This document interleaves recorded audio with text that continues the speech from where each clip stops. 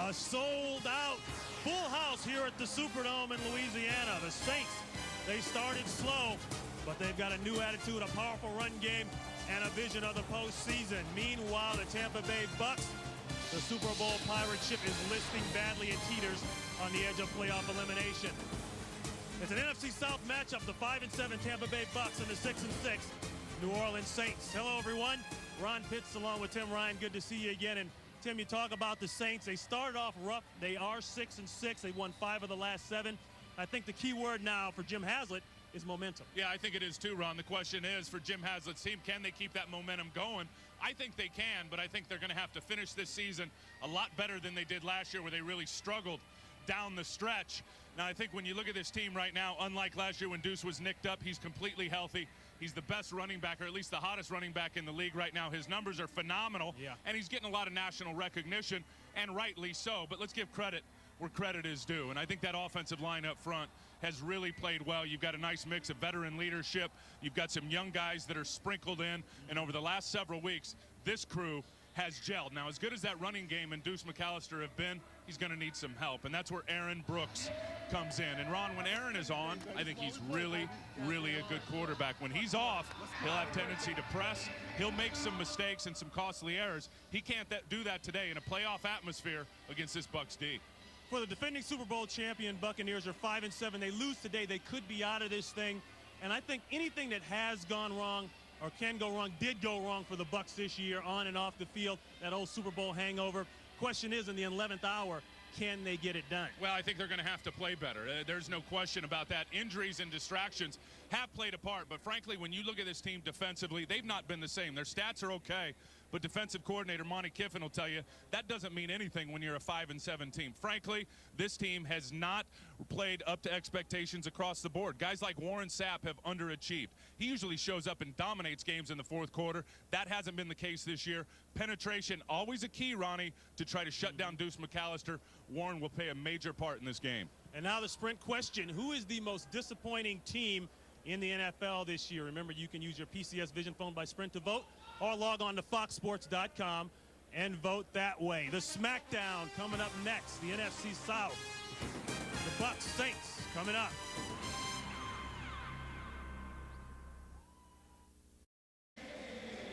Ron Pitts, Tim Ryan back here in the sold-out Louisiana Superdome. The New Orleans Saints have won the toss and will receive.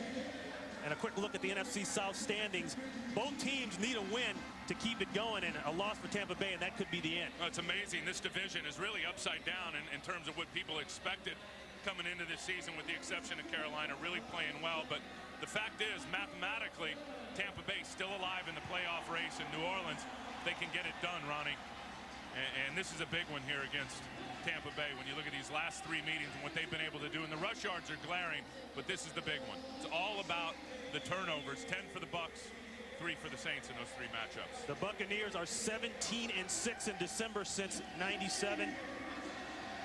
And since '96, the Saints are 10-18. They struggle in this month, even though head coach Jim Haslett doesn't want to talk about it. Well, he's got to talk about it because the record shows it. They're pumped up to have Michael Lewis back returning this kick. He's been out with an ankle. Gramatica, who's had an off year, will kick it away. Lewis will take it at the 2. Heads to the right. And he'll go down at about the 20-yard line. 18 yards on the return. So Aaron Brooks will set up shop. And Aaron Brooks, only 8 interceptions. Yeah, that's terrific. I mean, that's uncharacteristic of what Aaron Brooks does.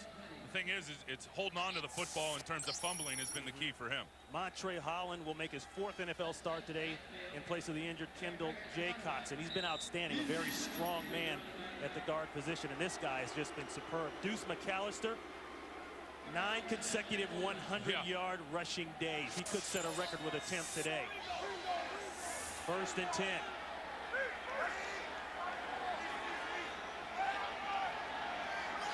Brooks changing things already. They'll hand it off to Deuce. And Deuce will go down quickly. And this Tampa Bay Buc defense better have it strapped on tight. Better have the track shoes on. Warren Sapp inside with only 5 sacks this year. Not playing his best. The linebackers, Derek Brooks leading the team in tackles. The NFC Defensive Player of the Year last year. And on the defensive secondary side, Dwight Smith will play cornerback. He will go to the left side. Barber will flip over to the right side. Smith comes down from the safety position. Second down and 9. McAllister again. Flag is down, and McAllister will lose. Ryan Neese in on the tackle. Let's check in with our referee, Bill Levy, to see what's going on.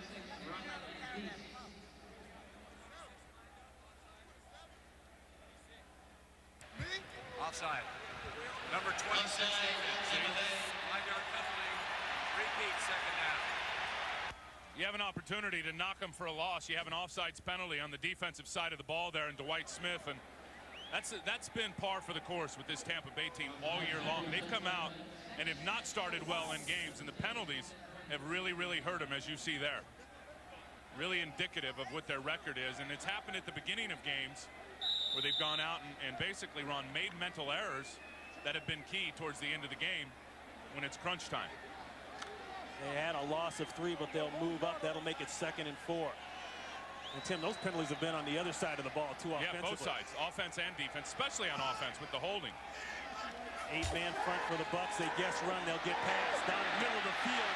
Wide open, Joe Horn. And Joe Horn has enough for a first down.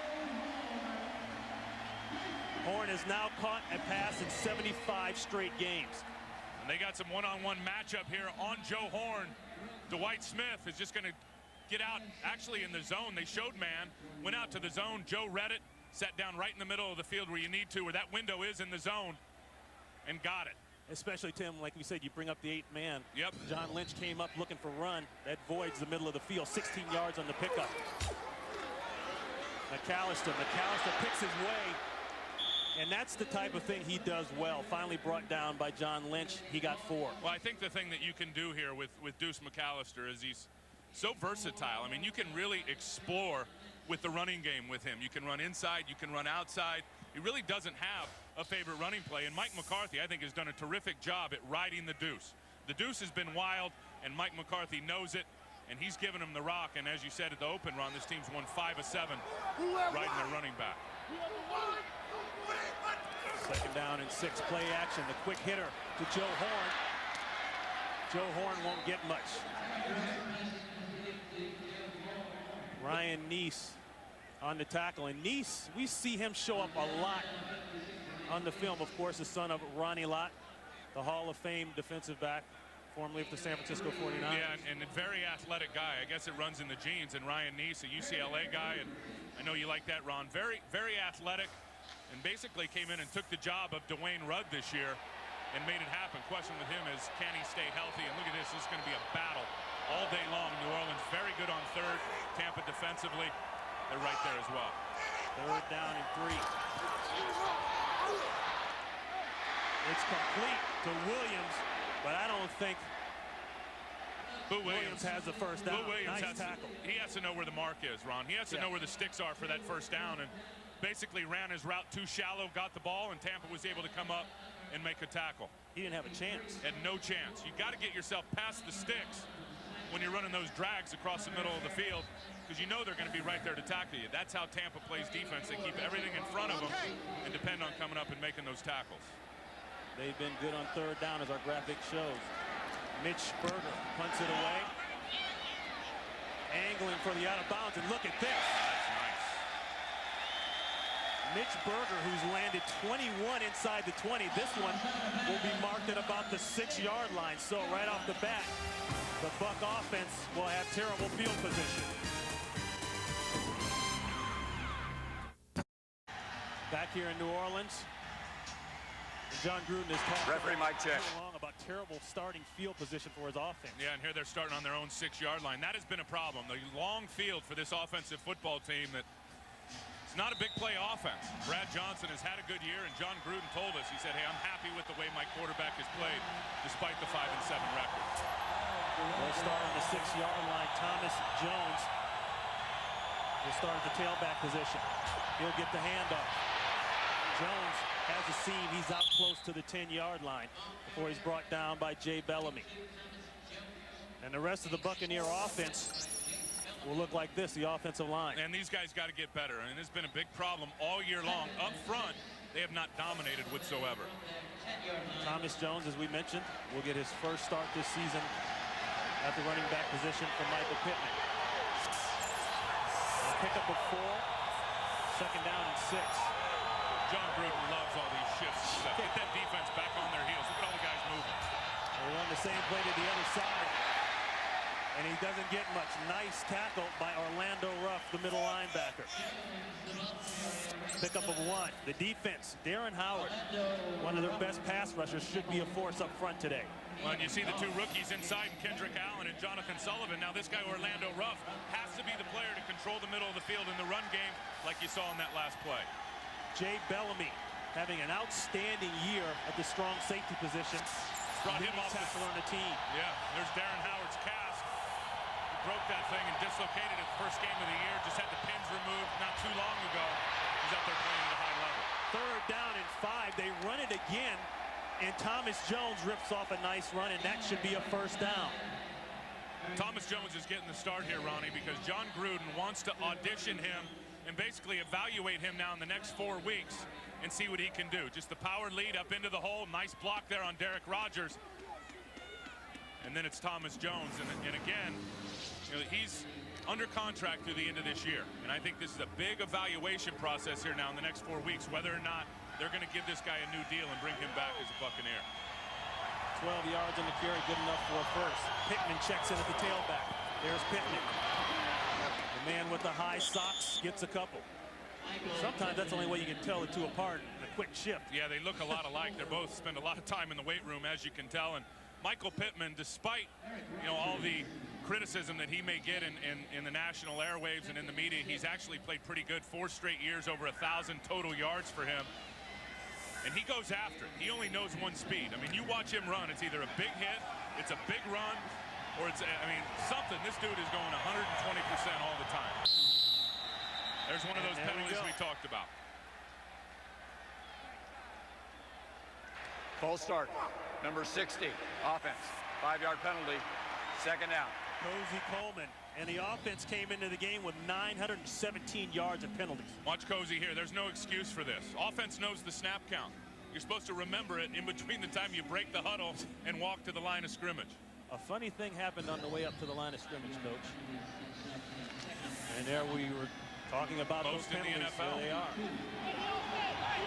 And it's not like John Gruden hasn't addressed those problems. He has been all over these guys, trying to get them disciplined, has been in their ear. It just hasn't helped. Second down and 11 to throw to Pittman. There you go. Pittman is pushed out of bounds at the 28-yard line by Ashley Ambrose. Talk about John Gruden and this offense. And they haven't scored on their opening possession this season. They're only team in the NFL, Ron, not to do that. And you look at Gruden there, and for an offensive genius and a guy that hangs his hat on presenting matchups and exploiting matchups and moving the ball offensively down the field, you know that's in his craw big time, that he hasn't been able to come out and establish himself offensively and get some points on the first drive. And this problem, too, is deceiving in terms of third down. The penalties have been a major factor in their lack of ability on third. The end around Charles Lee. And Charles Lee has a nice gain on the first down. So the Bucs do some shifting, move around a little bit, bring Charles Lee, the big target, and move the chains. They'll just toss him. He comes from the end around here and get some good blocks out in front. Jameel Cook just enough there to spring him for the first down. They like this kid, Charles Lee. And a nice block there, a little crackdown. McCardell on Darren Howard. They like Charles Lee a lot. I mean, they think this guy's got tremendous size. He's got tremendous upside. Been cut a couple of times this year. They're happy about how he's played the last few games. He picked up 8. The throw inside to Pittman. The coverage is there. Perfect by the linebacker, Derek Rogers. Bring up second down. It's amazing, Derek Rogers, as long as he's been in this league and a long time down in Miami, Ron, he's still got that speed that you look for. And Jim Haslett said at the start of the year, I want to get faster on defense.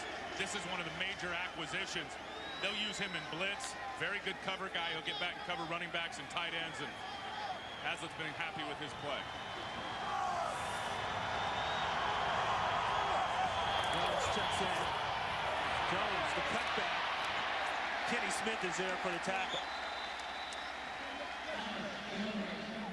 And Tim, you look at the Bucs on tape, and you know, the offense numbers-wise has been the same as last year. Yeah, they haven't had a big drop-off there. No, they haven't. He tries a little cut back here. Kenny Smith waiting there for him. The fact is they're not a big play offense, and they've got guys that they are missing out there. You know, you can say what you want about Keyshawn Johnson being deactivated the rest of the season, and I know John Gruden said that was the right thing for the team, but you're still losing something when you lose Key in the passing game. 3rd down and 8. The throw inside intended for McCardell, and a big hit by Ashley Ambrose, a free agent from Atlanta. And this is a problem with this offense. They can't stretch the field. Everything is short and underneath. Run a couple of trail routes out there, and McCardell on the smash route, and they're just sitting there waiting for him. I mean, they know New Orleans and Ashley back there on defense, this offense isn't going to stretch the field. They're going to try to move the sticks. They're going to try to keep it in front of you. If you're good tacklers today and you break up on the ball, you've got a chance. Tom Tupa, very consistent this year with a 42.7 average. Will punt away. Michael Lewis is deep, low line driver. Lewis will have a ton of room to get busy. And Lewis goes down and out of bounds at about the 25-yard line. We've got a flag down. Let's check it out. Lewis did not play last week, and Jim Haslett is happy to get him back in the mix. Absolutely. This guy's an NFL record setter in return games. That's why he went to the Pro Bowl last year. And he's playing more receiver, too. This looks like it might be against the Saints. Illegal block in the back. Number 50. Receiving team during the return. 10-yard penalty. 1st down. Timeout. That's James Allen. We're 0-0 here in the 1st quarter.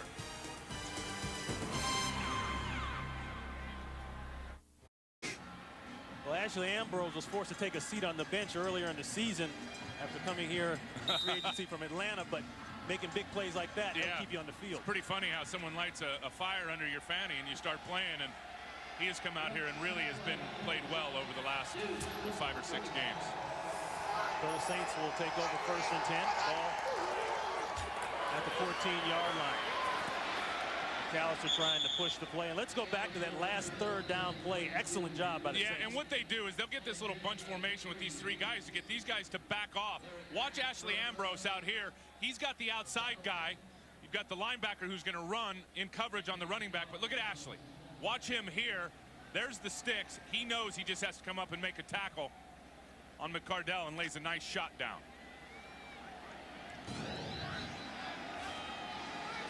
You're going to see a lot less blitzing, out of this Saints defense than you're used to. Saints bring in a 2 tight end set, and we've got flags down. False start. Number 86. Offense. 5-yard penalty. 2nd down. That's a free agent out of the Washington Redskins, Walter Rasby. Here they are in their little stack. Rasby 86. Yep. See, and I think part of that is when you've got guys like Greg Spires and Warren Sapp and these guys up front that love to roll off the rock. Make you a little jittery, huh? A little jumpy. Little jumpy.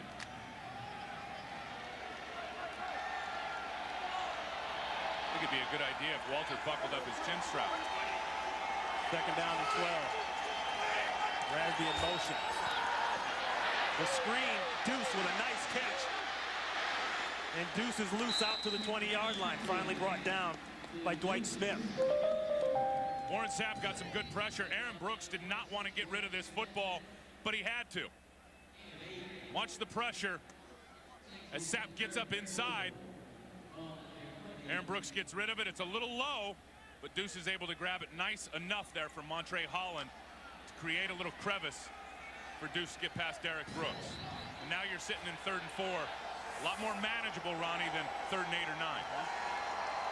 8 yards on the pickup, 3rd and 4. I knew it. The direct snap to McAllister, and I don't think he got the 1st down. Let's see where they mark it. It's going to be close. And there's a play, Tim, that they ran a lot in the beginning of the season. They kind of put it on the shelf. And I had a feeling they were going to run this. When you see it, Aaron Brooks, the key is he's up a little farther than Deuce McAllister. Direct snap. What that does, Ronnie, is it gets that linebackers and safeties just to hesitate for a second as they're watching the quarterback. And it just takes a brief hesitation that you lose Deuce for a second. He gets that direct snap and is able to squeeze up in there. This time close for the first down. Actually played pretty well, really well by that Tampa D. They bring on the chain gang. They're going to stretch for this one, and he gets it by half a football. We haven't seen this in several weeks, and you and I were talking about this, that we had a feeling, and watch, it's going to direct snap right to Deuce McAllister. Just enough to pick up the first down. I believe the Bucs knew it was coming. I do too. Just unable to stop it. Monty Kiffin, you know that he's got those guys prepped and ready defensively in terms of tendencies and scheme notes. In spite of all the talk and the ups and downs, the Bucs defense still rated number 5 in the NFL. Still number 1 in scoring defense, the most important stat in pro football. But they don't prevent that. Joe Horn, and that's the guy that Aaron Brooks said has to get back in the game. He's been bothered with injuries, but he comes up with a nice one there, 17 yards and a first down. Well, he's only got 2 100-yard games this season. That's not Joe Horn that we've watched play. And Tampa's sitting back in that cover 2 defense that they've made famous, and Joe knows right where to go. Those are the soft spots in that zone. You'll have a soft spot behind the linebackers and in front of the safeties. Joe's played enough football against this cover 2. He knows where to find the spot to get open. That's Horn in motion. Here comes the blitz. Lynch on the outside. Simeon Rice with the initial play, and Deuce will go down for a loss. Ron, what did I talk about in the open about Deuce McAllister? You've got to penetrate that offensive line, get in the backfield, and make Deuce run sideways, and that's exactly what Simeon Rice does here from his right end. Watch him flash down the line of scrimmage. Now that penetration, Deuce has got to stop. He's got to get going sideways. Now look at all the white jerseys that are able to catch up. Tampa still deploys a lot of speed out there on the field defensively. You see Simeon Rice tied for first in the NFL in sacks. A loss of 3 that time by McAllister. Aaron Brooks on the outside, a long throw, and it's complete to Joe Horn. And Joe Horn should have a first down. And guess what? If Tampa does not get better pressure when they're sitting back in that zone, watch Joe here come down and go to the out route. If you're not getting pressure with that front 4 that we've seen now really since 97-98 with Tampa, that zone is going to break down. Tampa's notorious for only bringing 4 guys because they can get the pressure up front. There, Aaron had good time to let that thing develop. Outside on the out cut, big first down. And look at Brooks' numbers already. Perfect. The first down handoff. Lynch gets a helmet, and look at Deuce. And that's exactly why a lot of people around the NFL are saying McAllister is in the hunt for the MVP. He's been incredible. Look at his center. That's what an offensive lineman does. I got your hat. I got your lid right here, Deuce. He was still coming with a stiff arm and some jaw-jacking going on the sidelines. Didn't look like there was much of a problem between Smith and McAllister, but some other people didn't like it. Watch Lynch come from up here. John Lynch is the guy that's going to penetrate. Again, the penetration gets a hold of that helmet. Deuce isn't going to go down, helmet or not. That's where that straight arm really comes in handy, huh? You don't have your face mask working. All from a guy that goes about 230 and can run a 4.4. Not only the helmet, but he lost a little skull cap too, Ronnie. You can never lose your skull cap. Lamar Smith checks in while Deuce gets his lid together. Smith with a gash. Lamar Smith is down close to the Buccaneer 30-yard line. Finally brought down by John Lynch, a pickup of 17. And this is the blueprint. You run up inside. Watch the double on Warren Sapp, and you got no squeeze over here by your defensive tackle. Wims is getting pushed out to his back. Warren Sapp is getting doubled out 3 or 4 yards down the field, and Lamar Smith is just taking it right to the teeth of that defense. And Sapp knows it. John Lynch is off the field. David Gibson comes in to take his place at the strong safety position, number 34. If you don't get penetration on this offensive line, Ron, they are big enough to where they will push you backwards. Play action, looking down the field, checks underneath. Look at this. Boo Williams, and Williams is close. Is he in? He's in. Touchdown, Saints.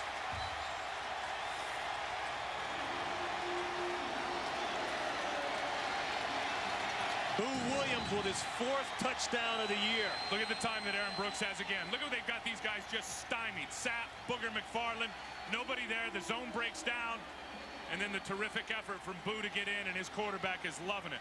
Aaron told us, what did he tell us? We got to get Boo Williams going early. And over the last 2 games, well, Boo came in with 24 catches coming into this game, 12 of them in the last 2 games. He's been terrific.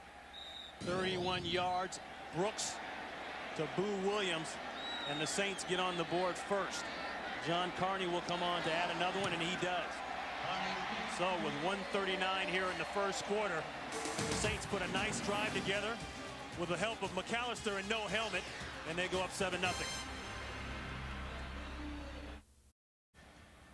Ron, here's a touchdown by Boo Williams, going to line up right there at the right tight end. Watch Joe Horn come in motion. He's going to carry the corner with him, who is Rondé Barber inside. Now you've got the safety sitting back there deep, and nobody picks up Boo Williams.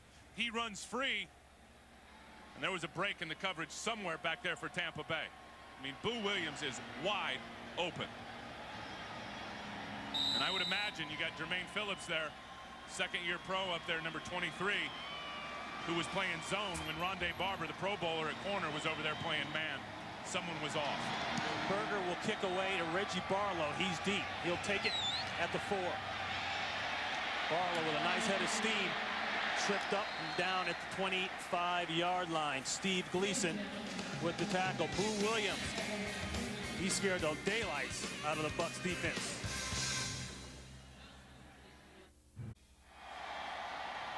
We're back here in Louisiana, 7-0 Saints. The scoring drive, 9 plays, 86 yards, capped off by that touchdown catch. Brooks to Boo Williams. And a nice mix of everything there. Joe Horn making some nice plays against the zone defense. Lamar Smith, Deuce McAllister running the ball, nice balance. Play action to Pittman, and it's complete over the middle to Charles Lee. And let's go back to last year. These teams started out with a headbanger. That's Grammatica with a 40-yarder.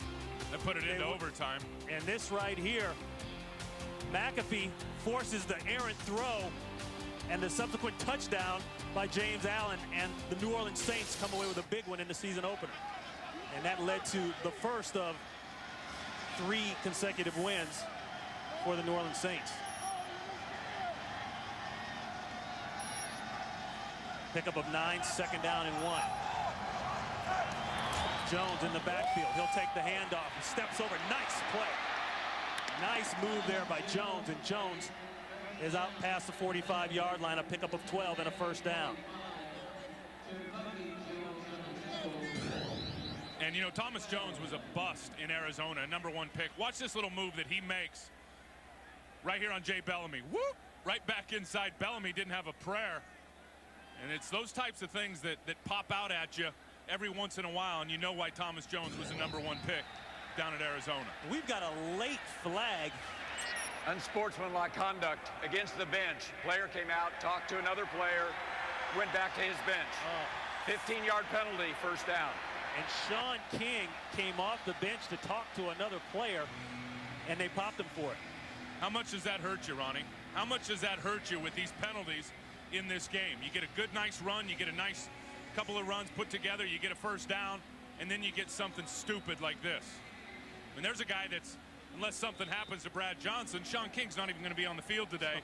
He just costed his team 10 yards and a possibility now that this drive is going to be halted. Our spotter, James Petralka, picked that one up. And as you say, Tim, more stupid penalties. That's uncalled for. First and long as the clock expires here in the first quarter, and that play expires for the Bucs. Darren Smith does the honors. That's the end of the first quarter. 7-0. Fox NFL Sunday from New Orleans will continue after these messages. We start the second quarter here, 7-0 Saints. Saints got off to a nice start. They got the only points after a 31-yard touchdown from Brooks to Boo Williams. Second down and very long for Tampa Bay. Johnson inside, complete to the big man once again, to Charles Lee. Right now, let's go down to the third member of our broadcast crew, Darrell Green. Yeah, Ronnie, when the Tampa Bay Buccaneers retake the field defensively, they may be without John Lynch. On the last defensive series, he hurt his right shoulder. Got a stinger. He's listed as questionable. We'll see if 47's back in the action when they come back. Ronnie, Tim, back to you. All right, Daryl and Tim, that's exactly what kept John Lynch out of 2 games this year already. And it's what ended my career. And John and I talked about it yesterday. I said, you be careful with that, man. He said, well, I got some rest. It hasn't flamed up on me, and I should be okay. But still, watch out, because if you continue to get those things, those burners, that nerve will get damaged permanently. And guess what? Your days are done. 3rd and 16. The pressure comes. The throw in and out of the hands of Michael Pittman. That's uncharacteristic. Michael Pittman leads the NFC in receptions for a running back. Here he is wide open. Brad drops it right where it needs to be. Hit him right square in the shoulder pads. Why don't you catch the football with your hands? It's one thing that always gets me, especially when it's a nice little easy toss like that. Just go get it with your fingertips and try to get the first down. Hit him in the shoulder pads and bounced off. They'll bring on Tupa. He's standing at his 24-yard line. Michael Lewis is back at his 15. Tupa angling away. Another low-line driver. Lewis will have room. He takes it to 13, runs straight out of bounds. Aaron Stecker pushes him out of bounds. We're still 7-0 here in the second quarter.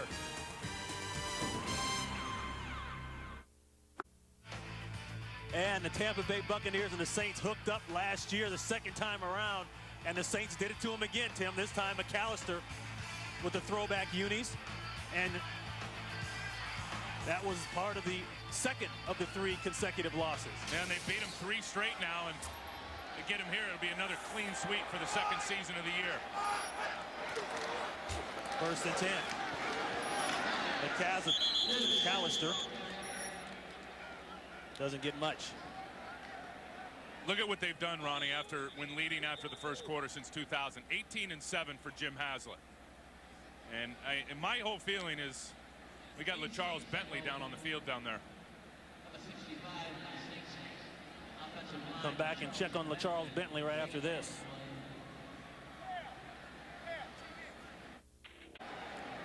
LaCharles Bentley was helped off the field, and that left knee, Tim, was already bothering him, and that's what he re-injured there. Spencer Falau checks in for him at the left guard position. And a nice pickup, Walter Rasby. And that will be a first down for the Saints. Back to that injury. You're going to see what happens to LaCharles Bentley right here. Watch him on the double team on Sapp, but watch Derek Brooks, who ends up falling on LaCharles' left knee. See, there is where he rolls up LaCharles Bentley's left knee. And as you said, Ronnie, already dinged up coming in. We saw him at practice on Friday. Had it taped, had the big brace on it. And now they're over there checking that out. If he can't play, that's a major loss for these guys up front. Falau actually checking at the right guard position. The throw. Brooks to Horn. And Joe Horn is in this game and in it early. That's exactly what Aaron Brooks talked about. But again, he's got good time to throw the football. And I'm going to show you what they're going to do to Warren Sapp all day long. Watch Sapp against Falau, but watch where the help comes. He's going to get help from his running back up inside. Chip there, and then a double chip. You get a little chip by Terrell Smith, and then you get Deuce McAllister to come up and get a second chip. They know if Warren gets it cranked up and starts making big plays, this defense feeds off of his pressure.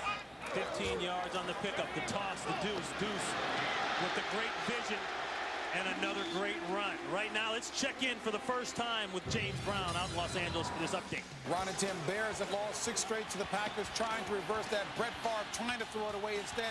Picked off by the linebacker, Lance Briggs. He takes it 45 yards to pay dirt.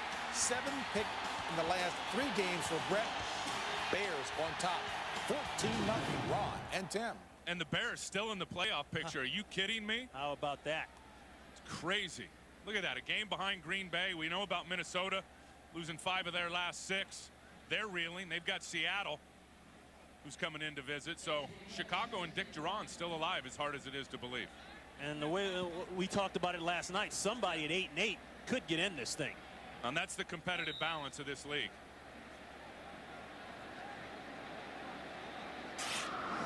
And the rest of the NFC picture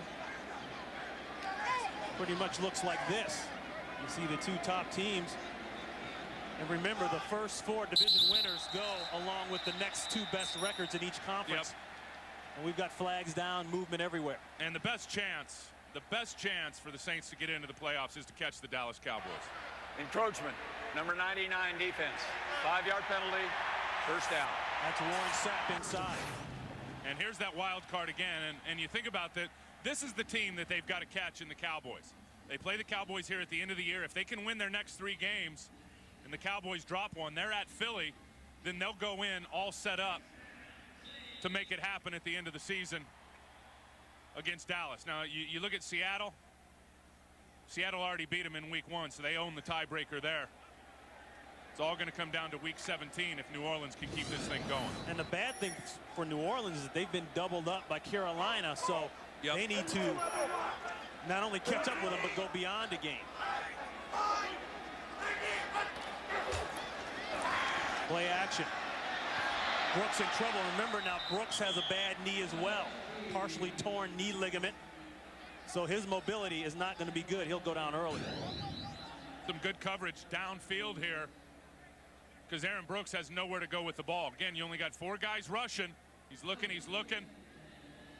Ellis Wims able to get off that chop block by Deuce McAllister to apply the pressure. But again, the coverage downfield by that secondary has to be credited.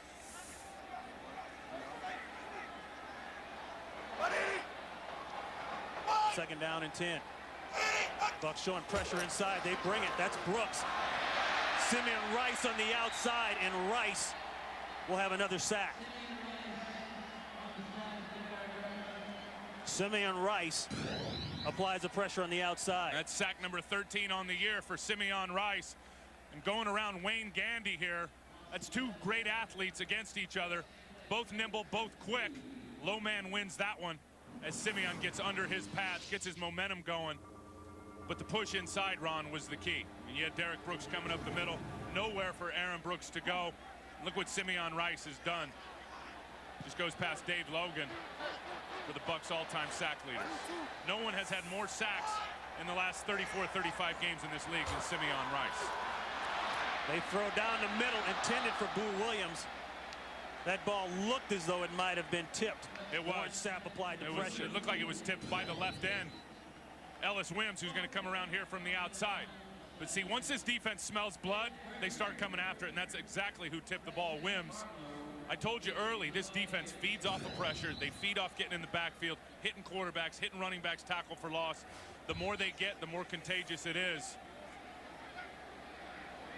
This is a big stop for them. Mitch Berger will punt away to Barlow. Barlow at the 10-yard line. Nice high kick by Berger, and they'll get great field position here. They may have messed it up, and they did. They did mess it up. It looked as though Fakir Brown secured the catch, and then one of his own men pushed him into the end zone. And that ball will come out to the 20-yard line. And won't make your punter too happy.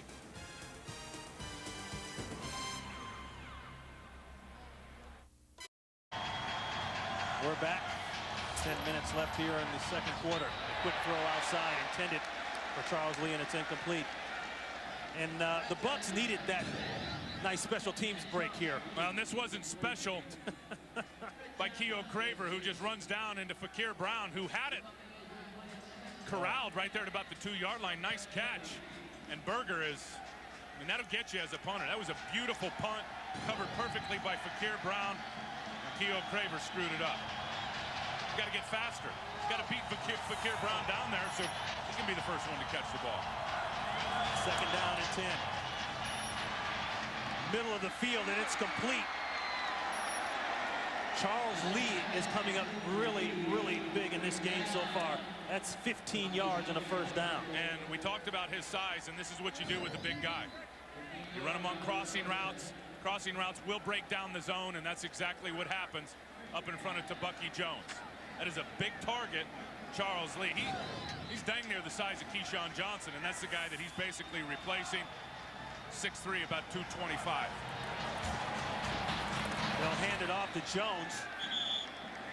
And Jones is out close to the 40-yard line. Well, coming up after the game, it's the Sports Illustrated 2003 Sportsman of the Year. Our guy, Tim, James Brown, will host this one-hour retrospective looking back at the greatest sports moments and athletic achievements of the past year. The Sports Illustrated 2003 Sportsman of the Year is coming up right after the game. Boy, JB does it all, doesn't he? Multifaceted. Updates. The best out there. He puts up with those guys in the studio.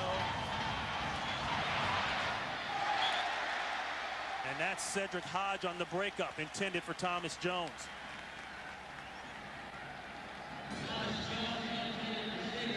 Here's Cedric Hodge right here. Let's watch him play this. A nice little jam there on the tight end to clear him out, and then comes up and makes a nice breakup in front of Thomas Jones. Athletic player in Cedric Hodge, Ronnie, missed 6-7 games earlier in the year with a bad knee. Starting to settle back into his groove. 3rd and 7. The Bucs will go 3 wide receivers to the bottom of your screen. Johnson looking that way, the deep comeback, and it's there to Charles Lee, but we've got a flag down. I'll be real surprised if this is an offensive pass interference with a push-off. Charles Lee on Ashley Ambrose. The whole thing that they look for. It is. Yep. The whole thing that they look for back there in the Pass side interference, judge. number 82, offense, 10-yard penalty, repeat 3rd down. Watch Charles Lee right here out on Ashley Ambrose. And watch what happens as he tries to create separation. See the push with the left hand, the extended arm. Look at the separation. That's what they look for, is the separation that is created by the push.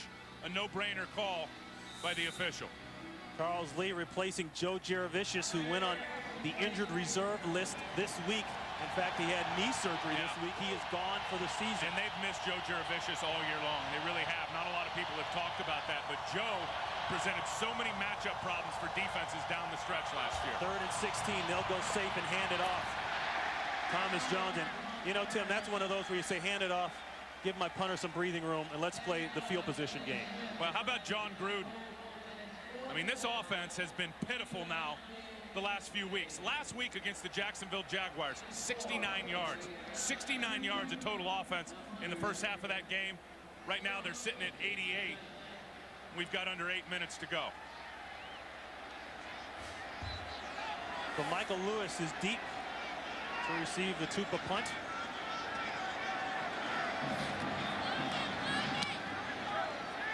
Tupa with a nice kick. Drives Lewis all the way back to the 13. Lewis reverses field. That should be a clip. They don't call it. And Lewis has run out of bounds at the 20-yard line. 54-yard punt, 7-yard return. 7-0 Saints.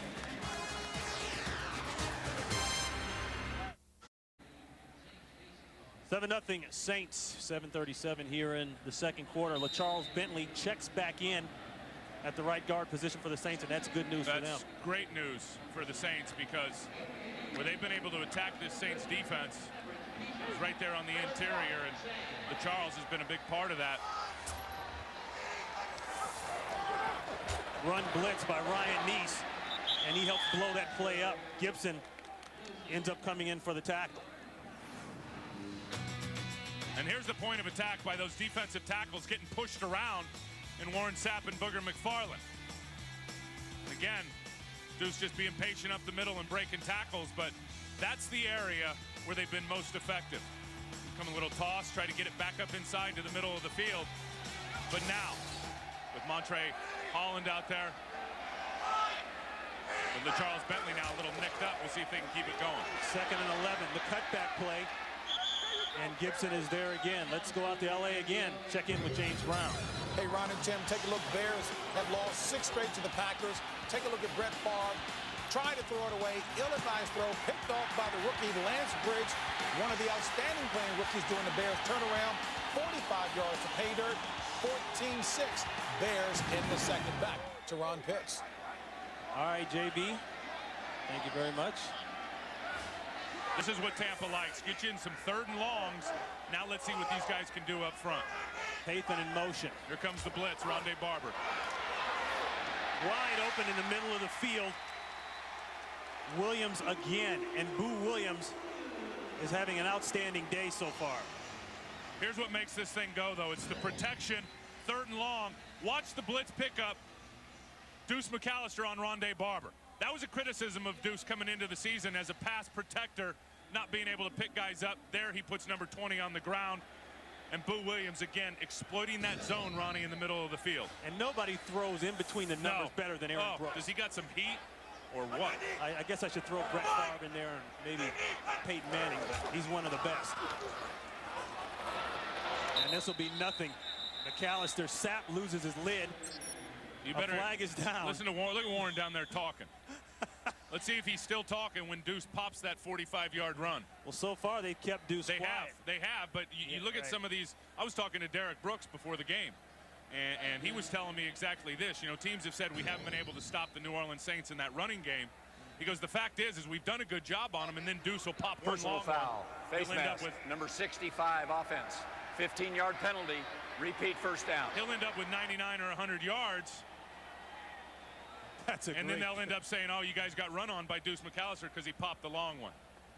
Great picture there. Yeah, it is. And Warren knows it, too. To shut down New Orleans, you better stop Deuce McAllister. And as you said, Ronnie, so far in this game, they've done it. That's a 15-yard personal foul there by LaCharles Bentley. So that marches him back. And Tim, you can't even see the first down marker from here. It's somewhere up in Metairie. First down and 25. Gotcha. Look at the time Brooks has inside, complete to Horn. Horn with a little run after the catch. He's out to the 40-yard line, but they'll be well short of a first. A pickup of 17 yards. Nice play called by Mike McCarthy, the offensive coordinator. I really appreciate what he does offensively. He knows how to call football games. If he's got to ride the deuce, he'll ride the deuce. They're going to stack the box, put 8 and 9 guys in there. He's going to throw the slants versus that cover 2. And you like it there because now he's back into a manageable situation. It was first and forever. Yeah. Now you're at 2nd and 8. Nice play call. That's a great first down call. Play action to throw again, the inside screen. Sapp is there again on the pressure. Wims may have touched that ball on the way out. And Sapp is on his game so far today. He's been getting back there. He's been getting pressure. Here he comes from his 3 technique, which is a defensive tackle lined outside that guard. And they get him on the screen. And you know what New Orleans is doing, Ronnie? It's the same thing that teams did last week and all year to Warren Sapp in that defense. You try to get them off balance. You run a lot of screens. You run a lot of draws. You try to get these guys back on their heels a little bit. Because if they can dictate what they're going to do to you on defense, watch out. 3rd down and 8. Goes outside to Horn. And Horn is across the 50. The ball is out. They are calling him down by contact. And that's a first down, New Orleans, as they get into Buck territory.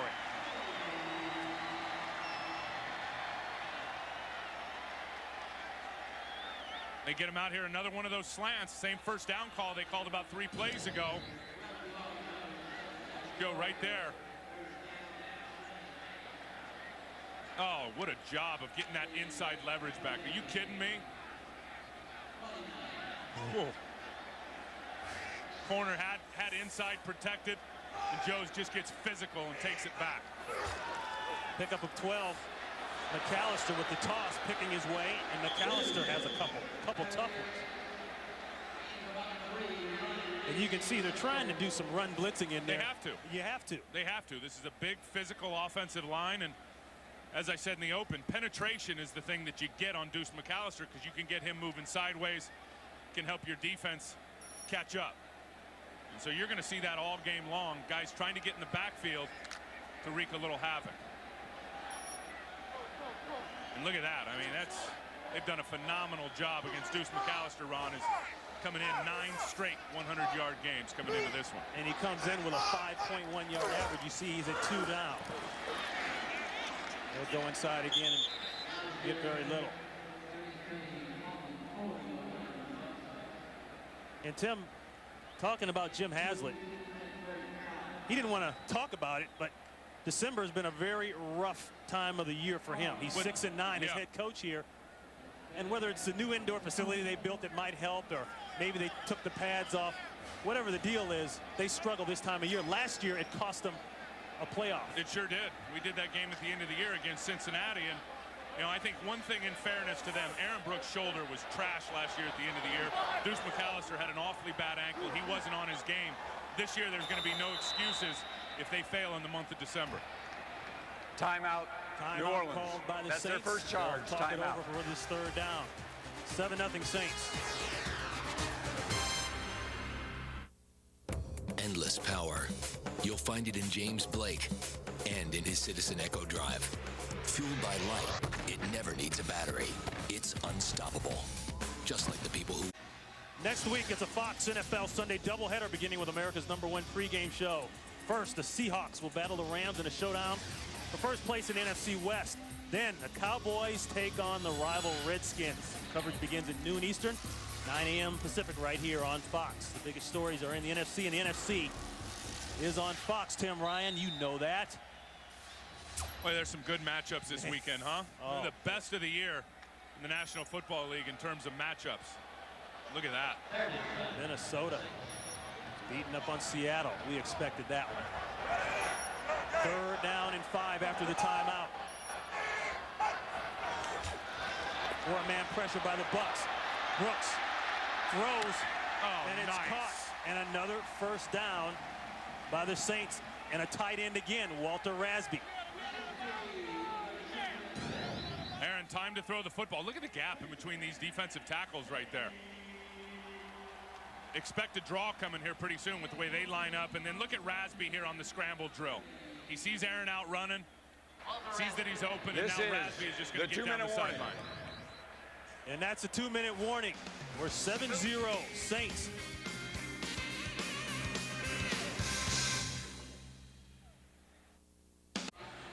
Coming up, our favorite guys, the Visa halftime report.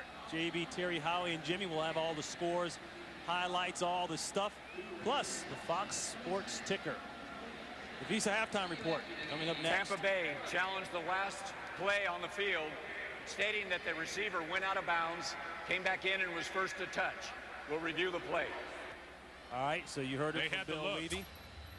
And they just came up with that challenge. That's news to us. And I'll tell you, they had a perfect view of it over there on the sideline for John Gruden.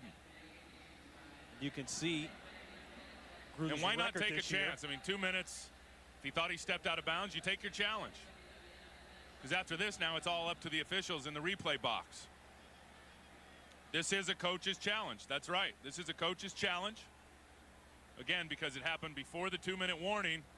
And let's watch Walter Rasby over here on the sideline. See, he must have stepped out before that, is what John Gruden and his staff are saying over there. Oh, excuse me. Watch Rasby here. Watch his right foot as he approaches the sideline. Oh, he doesn't look like he's stepping out to me. And then, you know, another thing comes into that, Tim. Was he pushed out?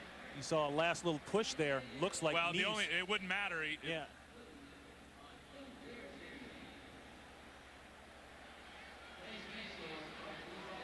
I see a little bit of green in between his foot and the sideline. Now it's hard to see that heel, whether or not that was on the white stripe or not. I don't. It just doesn't look from that but again, angle that he's. Gruden, you got how many challenges a half? Use it. Use your challenge when it's before the 2-minute warning, whether you know it or not. I think that's a good challenge by John over there. It's like your mulligans in golf, right? That's right. You got to have them, unless you got money on it. And the fellas aren't giving that up. Nice play, though, by Walter Rasby there on the sideline during the scramble drill to get out in the open and find the hookup. I talked to John yesterday, and I said, you know what, John? I said, I look at your stats. Your defense is 5th. Your turnover margin, you guys are +6. Statistically, on both sides of the ball, you're okay, but you're 5-7. It doesn't make sense, man. I'm baffled. He looked me right in the eye. What did he say, Ron? Put on the film. Put on the film. You won't be baffled. Watch how we've played. He said, we got to coach him better. I said, well, what's been the thing, man? Is it missed tackles? Is it a Super Bowl hangover? He looked me right in the eye, and he says, we got to coach him better. Bottom line. He also told his team, look at the film. You get what you deserve. Exactly. You can't have 10 penalties in one game. Yep. You can't come into this game with 917 yards and penalties. Turnovers, penalties have killed him in another area. Special teams have been a crusher. For the Bucs. And let's see as look at this. Our guys in the truck are going to magnify that and blow it up. There's the key right there. And again, called a catch on the field, so it's got to be something conclusive to turn it over. After reviewing the play, the receiver did not step out of bounds. It is a good catch. Tampa Bay will be charged their first timeout. Now, John Gruden may have seen his heel hit that white stripe, and he very well may have, Ron. But from all those angles that we showed, and the officials getting the same replays that you're seeing at home, you could not clearly tell that his foot had hit the stripe or not. Therefore, it wasn't conclusive. Therefore, you got to go with the call that stands and was called on the field. And as Bill Levy said, the Bucs will be charged a timeout. The 11th play of the drive for the Saints. Just under the 2-minute warning here. The toss to Deuce. Boy, and that might have been a late one. Derek Brooks shoves him out of bounds, and Derek Brooks says, no, that was all clean. Derek says, this is football, man. You play between the stripes, and watch Derek Brooks going to flow down the line of scrimmage. Oh, no, he's that's in. Clean. That's fine. There is nothing wrong with that hit by last year's defensive MVP in Derek Brooks. And, you know, last year, think about it. 4 touchdown returns for him, which tied an NFL record. But 3 of those, Ron, were at the end of games to ice games to win it. Yeah. And they won a lot of close games last year. Pickup of 2 by McAllister. 2nd and 8. Inside the horn, and he dropped it. And Joe Horn has been down that road before. Too many times this year. The throw cannot be any better from his quarterback, Aaron Brooks. Joe Horn, you're going to see him run a little skinny post here. Wide open, what a laser. And Joe drops it. We have seen him drop so many balls this year, which is uncharacteristic for Joe Horn. And again, waiting for it to come in. Turn your hands, catch the ball with your hands. We saw the same thing last week where he lets it hit him in the shoulder pads. And they're going after that rookie, Roniel Whitaker, who's been lined up out there at the left cornerback position. Play clock running very low, and Brooks very alertly calls timeout. That's their second charge timeout, 30-second timeout.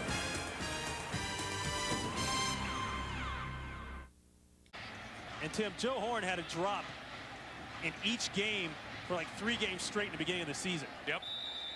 Yeah, his confidence is down. You know, he's been beat up with the knees, had the ankle, he's had some ribs, but I don't think it's affected his ability to get open. He's been open. Aaron Brooks has got him the football.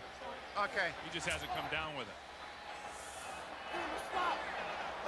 He still has 7 catches for 94 yards. That could have been an 8th and a touchdown. That's not bad. Yep, 3rd and 8. Play action. Ball comes out of Brooks, his hand. Fumble, and it's picked up. Jermaine Phillips.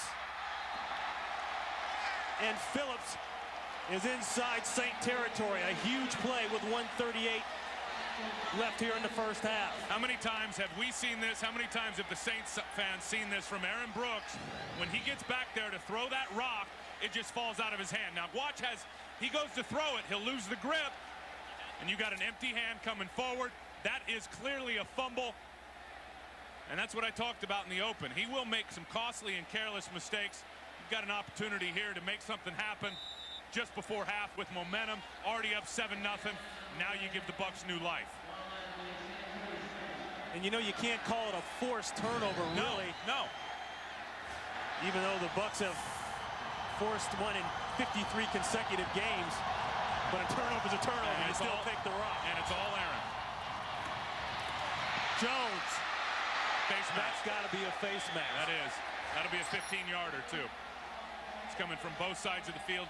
To Bucky Jones comes up, grabs a handful of steel. Sometimes you just get nothing but a handful of steel. That's it. Personal foul, face mask. Number 34 defense, half the distance to the goal. Automatic first down. Look at it turn that head and spin it around. They're going to call that 15 yards every time. He still has a hold of it, like wrestling steer. You Look can at see that. the Bucs defense. We just talked about the takeaways and turnovers. 54 of them. Longest active streak in the National Football League. They live off of turnovers, pressure, and big plays. They did last year, and it was good enough to get them to the Super Bowl. Absolutely. And look what they did in the bowl against Oakland. 1st and 10. The throw outside to the tight end. That's Dilger. And Dilger's in for the touchdown. So, the Saints appear to be cruising in for at least a field goal opportunity. They give up the football, and it turns into a Bucs touchdown. There he is at tight end, and basically you've got Jay Bellamy, who ends up getting picked a little bit, can't get over there on time to make the tackle.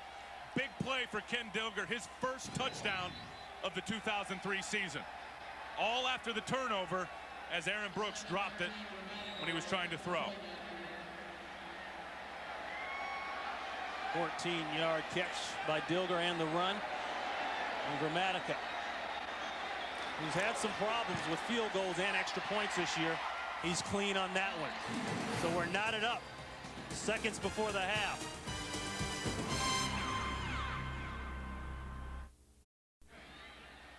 Here's Ken Dilger, who's just going to get out here to the flat, but watch this, and watch this guy and Jay Bellamy get picked by Keenan Mark McCardell just enough to slow him down. Now, that is going to create some separation. He can't get there. Now he's got to dive to try to get a shoestring tackle. Can't get Dilger down, and the big man rummages into the end zone. Dilger on your left and Bellamy on your right. And Michael Lewis is deep. Boy, nice kick. Lewis will take this one out 4 yards deep. Michael Lewis. And Lewis brought down at the last minute by Corey Ivy. 49-yard return. And when you take it that deep, Tim, you better bring it out that deep. And good job going down the middle. And a good job here by Brad Johnson, knowing that he's got his guy. Now, Brad did not throw a touchdown pass last week against Jacksonville, and I think that's the first time in a long time that has happened to him. And as John Gruden said, he said, my quarterback has played well. And we haven't given him a lot of protection. We haven't opened up a lot of running lanes, but really likes Brad Johnson at the helm as the leader of this offense. Johnson is one of those guys that is just accurate. Country tough and accurate. Doesn't have a big arm, but if he can get his guys open, he'll get it there. Saints with one timeout left. Brooks going deep, looking for Horn. No flag yet. No flag period. They are going after Whitaker, aren't they? Yes, they are. And that's Mike McCarthy saying, we got a rookie out here in Roniel Whitaker. Let's go at him with our best receiver. And that is just perfectly played by the rookie out of Virginia Tech, who they just brought up from the practice squad. And he saw Joe Horn turn his head. That's his cue to look up at the football and in perfect position to get a pass breakup. Tim Wansley, he's on the IR list, injured reserve. Oh, they've missed Brian Kelly. How about when he got hurt earlier in the year? I mean, they have really missed a couple of key guys out there on the edges. Draw. And Deuce will get very little. They saw that one coming. A pickup of 1. Remember, the Visa halftime report is coming your way. JB, Terry, Howie, and Jimmy. Scores, highlights, action, plus the Fox Sports ticker with all the up to the second stuff. Visa halftime report coming up right after this. 43 seconds and counting here in the first half, 3rd and 9. Brooks under pressure, the ball's out again. And it's recovered by the Saints. Fontenot. That's sack number 2 on the day by Simeon Rice. Timeout, Tampa Bay. 14 That's on the year, leads the National Football League. He is on his game. Timeout. Tampa Bay calls timeout. 28 seconds left.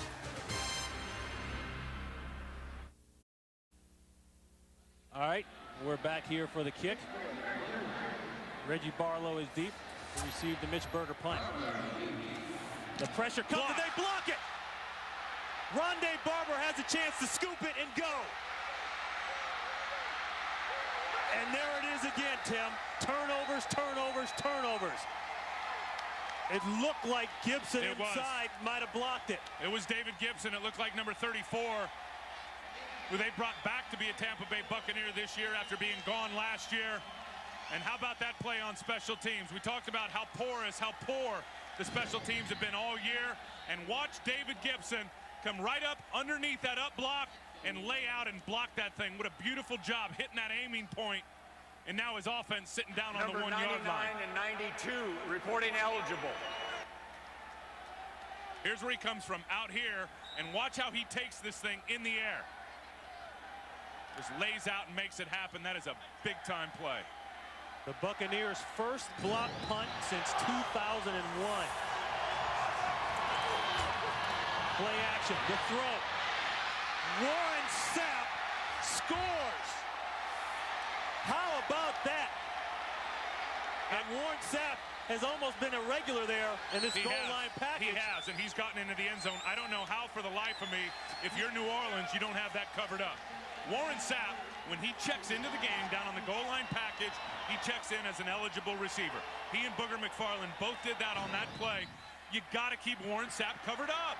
I mean, he's wide open. Look, there's nobody. Look at the vertical. That's 300-plus pounds. Oh, he got that up. Gets lost in the shuffle. How does that happen? His second touchdown of the year. The heck of a catch, too. His fourth reception of the year, and it's a good one. So the Saints self-destruct. The Bucs come up huge here with under 2 minutes, and they take the lead. It's all about pride right now for these Bucs, and they're making it happen.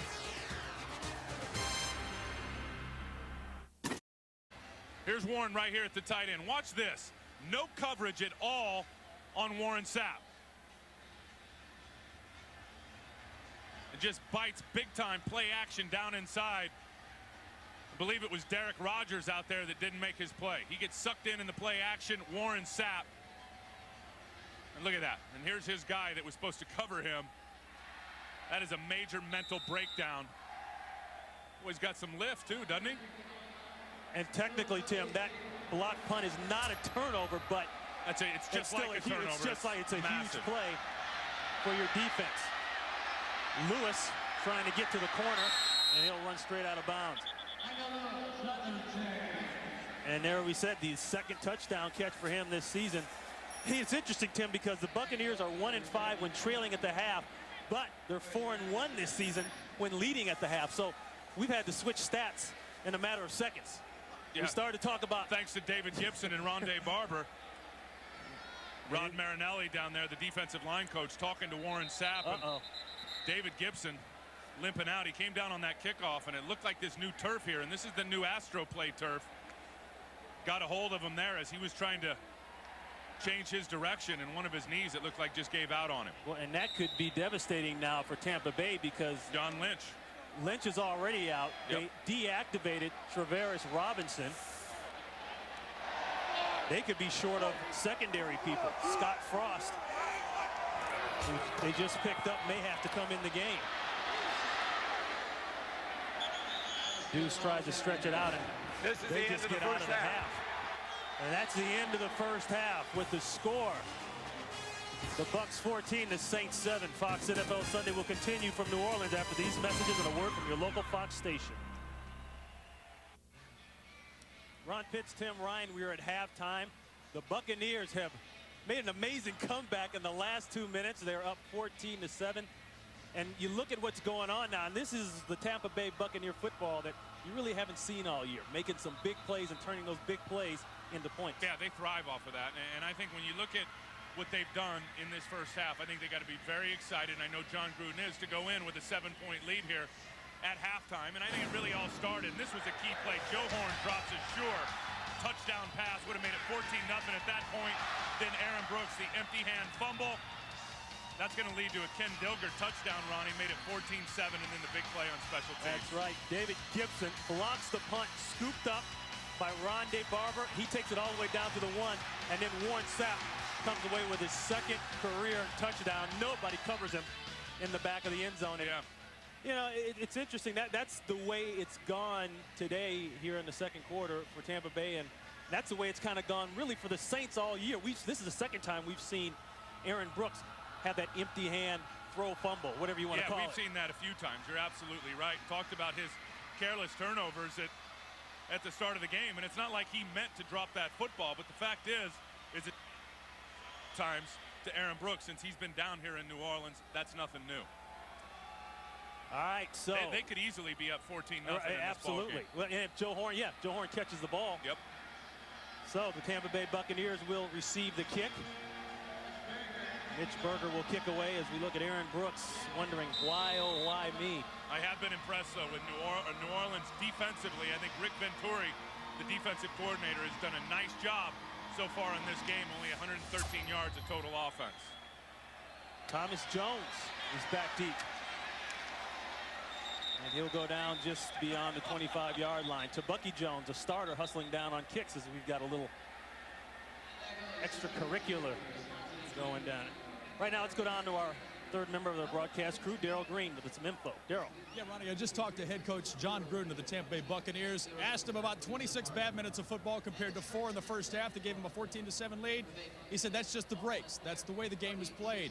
His problem right now is an injury situation. John Lynch is still questionable with a stinger problem in his right shoulder. David Gibson, another safety, also questionable going into the third quarter. We'll have to see how they shake up defensively. Ron, Tim, back to you. All right, thank you very much, Darryl, and you're absolutely right. We're going to have to see how they unfold there. Jones, he gets a few inside. Let's take a look at the stats, Tim. And you take a look there, I mean, this is the big one here, the turnover that got everything going. Time of possession has clearly favored the New Orleans Saints. The total yards, I mean, it's been the mistakes, it's been the miscues, the missed opportunities for the Saints that have let the Bucs back in this game. And give the Bucs credit, Ronnie, capitalizing on those mistakes and offensively punching it in for a couple of touchdowns. Word from the Bucs sideline, David Gibson sprained the left ankle. He will not return. So another big blow for their secondary. Charles Lee loses the ball, looks as though he got it back. I believe he did. And as we said earlier, Charles Lee is stepping in for the injured and done for the season, Joe Jurevicius, who was put on the injured reserve list this week. And he's out here on Fakir Brown, a little stop route, and these are the kind of plays that they want out of their receiving core now. They have never been a team, at least over the last few years, that have rackers. And when I say rackers, I mean guys that can run after the catch. And Charles Lee is one of those guys that's got big playability after he catches the ball. That's why you run the hitches. That's why you run the little stop routes, hoping he can get out there and break one tackle and make a big gain. He picks up a big gain, 14 and a first down. Johnson looking to the outside. It was covered up. He'll go again and just throw it out of bounds. He was looking for Pittman, but the coverage was excellent on the play. You know, as much as we talked about this O-line early in this game and not stepping up and playing the way they've needed him to play, been fairly impressive the way they've done it so far in this game. I mean, think about the last matchup early this year. 4 sacks that defensive line was able to get on Brad Johnson. Yeah. So far in this game, they've done a pretty good job of protecting him. There's 2 guys inside, the rookie Jonathan Sullivan and the other rookie Kendrick Allen. And that's where I would run. I would run a lot of stuff right up the gut at this defense. Lee in motion. Johnson down the middle of the field. And it's complete to McCardell, and that's where we said McCardell makes his living. Brought down by Jay Bellamy, but he picked up 16 in the process and a first down. And it's the same thing we talked about on the other side of the ball, is if you're going to run zone defense, you better get pressure with that front 4. They got 4 rushing, they got 7 back in coverage. And Keenan McCardell knows right where to go. There it is, that window open in the middle part of that zone. You're going to live off that cover 2, and Rick Venturi has. You better get some quick rush up front. Again, good credit, big credit to that offensive line. You can't give Brad Johnson a clear look. He's like a great three-point shooter in basketball. You give him a look, and he'll hurt you. Pittman has a nice look. He's down inside the 35-yard line. And it's got to be tough going back to the Saints defense for Darren Howard to play with that big cast on there. Yeah, he's got the cast on the right thumb. I've played with the cast before, and it's tough. I mean, defense is all about using the hands and shedding, grabbing cloth, and doing what you can. And he cannot grab anything with that right hand because of the broken wrist that he had surgery on earlier in the year. And now, as you'll notice, that cast is actually tilted up at an upward angle, so he can at least use the palm of his hand to strike a little bit more than he could before. Second down and 3. Timeout called by Brad Johnson. Timeout, so, Tampa Bay. That's their first charge. Their first possession, have a nice little drive going. We'll be back.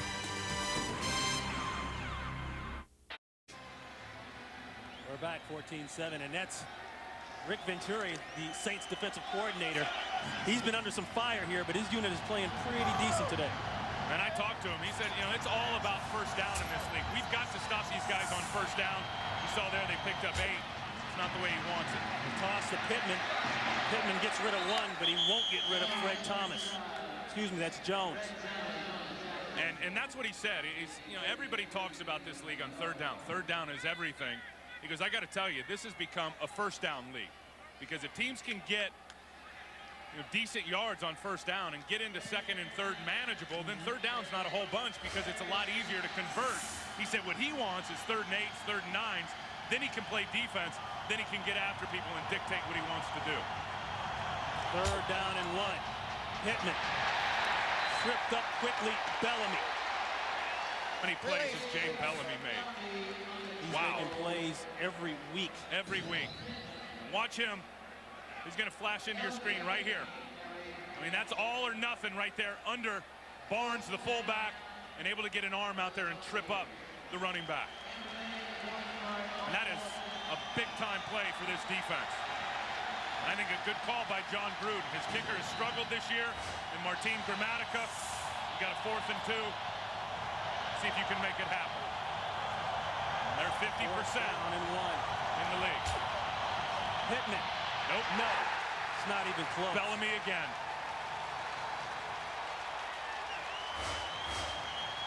Bellamy again. A loss of 2, and they'll also lose the football.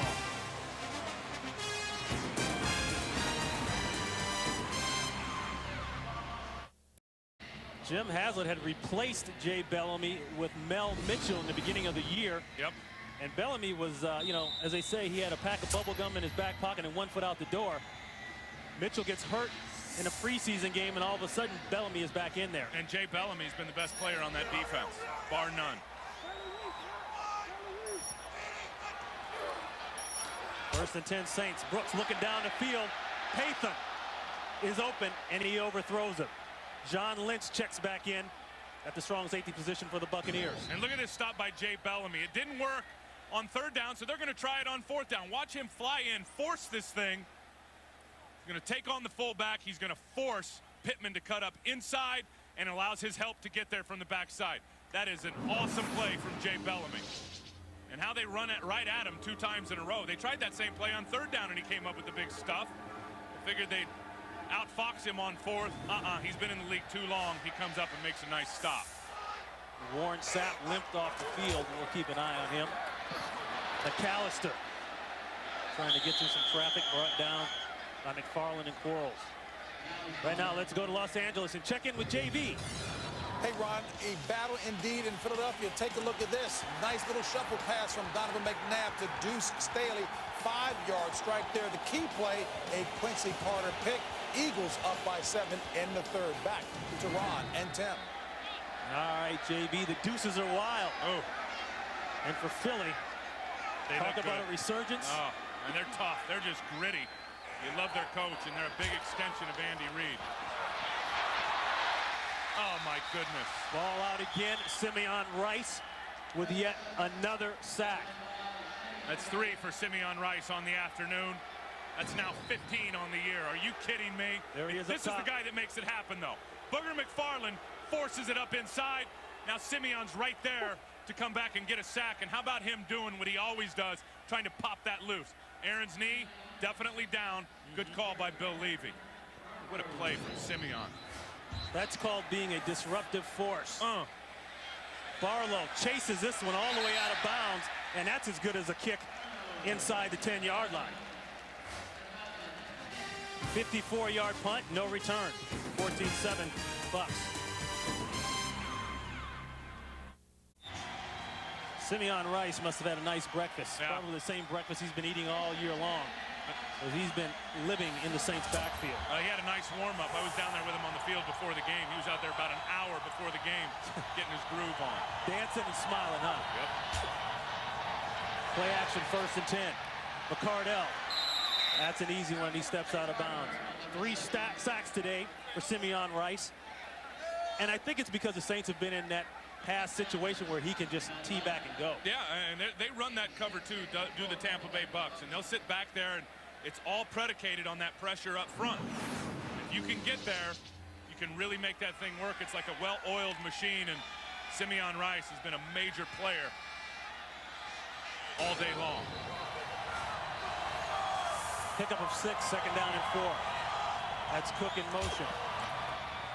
Here's a handoff to Pittman, and Pittman goes down immediately. And of course, Jay Bellamy is involved again. A pickup of 1. And the offense for the Tampa Bay Buccaneers, well, Johnson. Serviceable. Look at only 89 yards, but 2 touchdowns.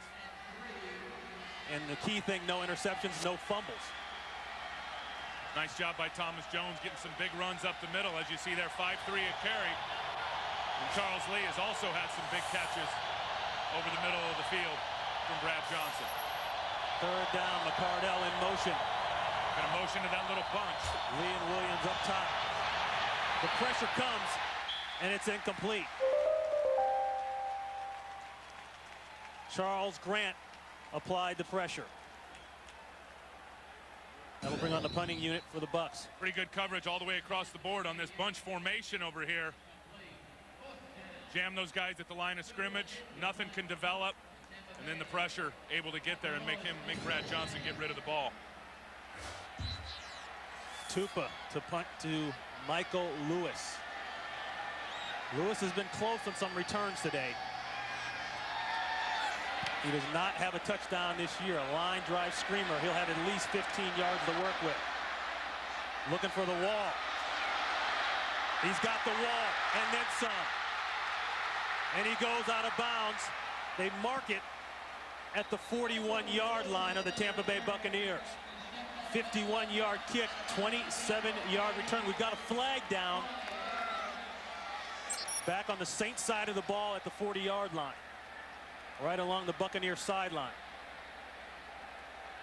That's usually in the area involving the Flyers, Tim. Yep. Illegal contact with a flyer of some sort. That's going to go against Tampa Bay. Number 23 of the kicking team went out of bounds on his own, came back in. That would be a 5-yard penalty, but it's declined. First down, New Orleans. That's Jermaine Phillips, and they declined the penalty because the return was so sweet.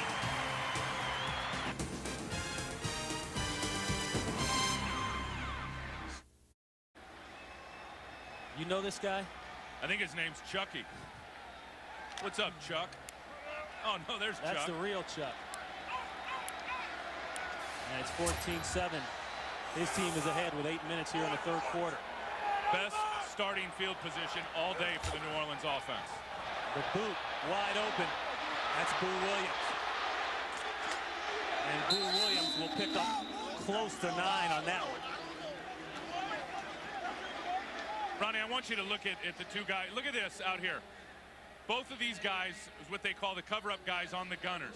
Now, they're going to get Jermaine Phillips to run out of bounds. I want you to watch the block from Keogh Craver as this thing develops. They're dogging him. They're dogging him. Now, this is the block that springs Michael Lewis.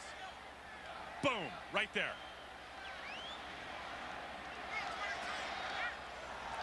They'll call it 8 officially.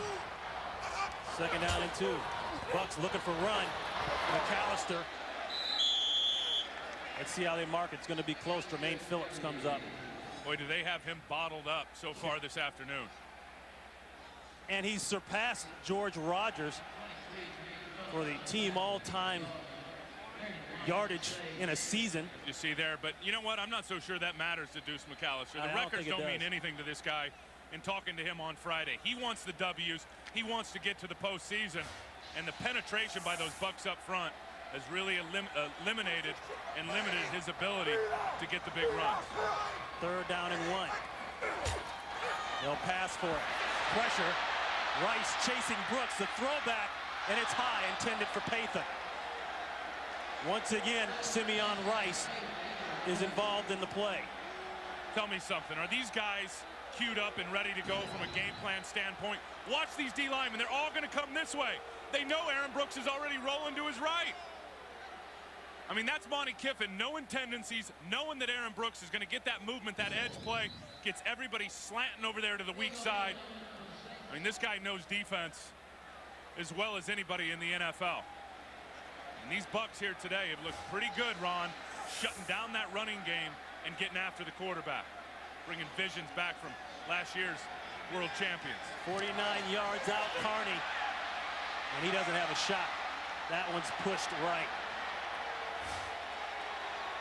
So the Bucs defense steps up. The play of that guy and number 97, and they hold on to the 7-point lead. John Carney misses, and a lot of talk from Carney, maybe not comfortable with this field, this new field they installed, the Astro Play system. Guy's kicked a lot of field goals in this league. He knows what he's talking about. Play action. Going to the outside, and it's broken up, intended for Jameel Cook. Let's go down to the sidelines and check in with Darrell Green. Yeah, guys, John Carney, when they installed this surface right before the Atlanta game 3 weeks ago, came out. He didn't like it. This is not a very forgiving surface. A mishit, and the ball is not going to travel. That kick from 48 yards, obviously pushed to the right, was a mishit. He can't catch it clean. Back to you, Ronnie and Tim. All right, Darrell, thank you very much. That's an awesome report right there, because, like I said, he hasn't had a lot of problems with missing field goals on a consistent basis. Pittman. And Pittman is close to midfield. He should have the first down easily. And I think this turf will take a little time to wear in. You know, it's only 3 weeks old, and this Astro play, it's a little slick. And if you look really from up top, you see the you see the shininess on it. And it almost looks like it's a night game outside when you look at the turf, like it's a little wet, and we're not in a dome. But talking to the guys down there, everybody to a man likes this surface much better than they like the Astro turf, but it's not quite there yet in terms of being broken in. Still slick. They bring on the chains for the measurement, and as we expected, it's a first down. And we talk about what the Buccaneers need to do, Tim. They have to win this game. They could be out of the playoff hunt altogether with a loss. But for the Saints at 6-6, you know, they think they're cruising pretty good here. They need a win, but a loss could turn their ship upside down as well. Absolutely. And this is one they want to win. I mean, these last 4 games, 3 of the 4 are at home. Sets up nice. Inside to McCardell. He takes a big hit by Ruff. Right now, let's head out to Los Angeles. 45 yards. Almost a duplicate of the first half, which was a 47-yarder. Minnesota on top 20-7. Seattle struggles on the road, continuing back to Ron Pitts. Tim Ryan. Yeah, Seattle can't win a big game on the road, Ronnie, and that's going to hurt them. And how about Dante Culpepper? When he releases that ball on time to Randy Moss, it's almost unstoppable. Ken Lucas on the toasting end of that one. 2nd down and 4. Pressure on the outside. Johnson gets it away. Intended for Ricky Dudley, and that was going to be a jump ball. And it looks as though Fred Thomas is still down. Charles Grant applied the pressure. He's going to be coming from over here. Charles Grant. That's just a speed rush right around Roman Oben. Brad has to basically throw that ball up for grabs, and you can see that's a tailbone injury. When you come down, first thing on that tailbone, that's brutal. That hurts. We'll step away. We'll be back.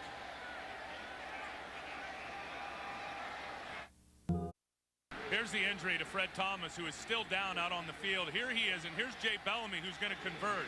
Now watch as they go up in the air, how he gets contorted in his low back. Right there, and then comes straight down on his tailbone and his low back, and that hurts. And he's just now getting up off the field and trying to get over to the sideline.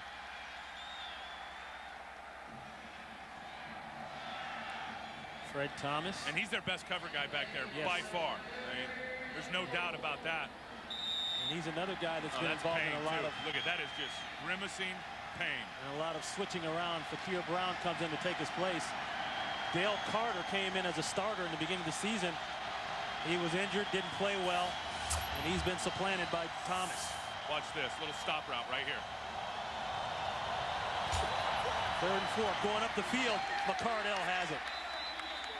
You know, Keenan McCardell is just such money when it comes to third down, big play situation. And he knew right where to go. And watch him here. He's just going to get to the sticks, pick up the first down.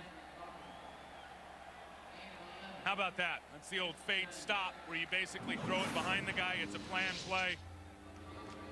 Keenan McCardell, who's having a wonderful year. That's right. Last week against Jacksonville, reached the 700 reception plateau. Only the 17th player in the NFL to do so.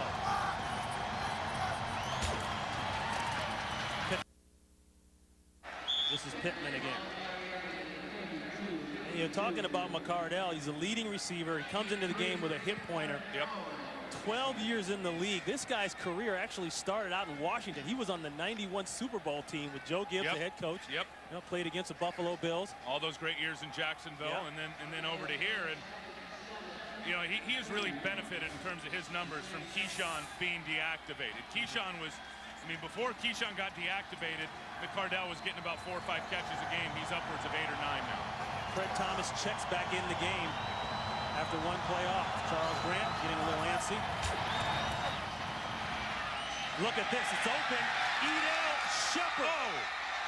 Shepard, there's a flag down. Shepard doesn't know about the flag. He's getting his dance on. Let's see who it's on.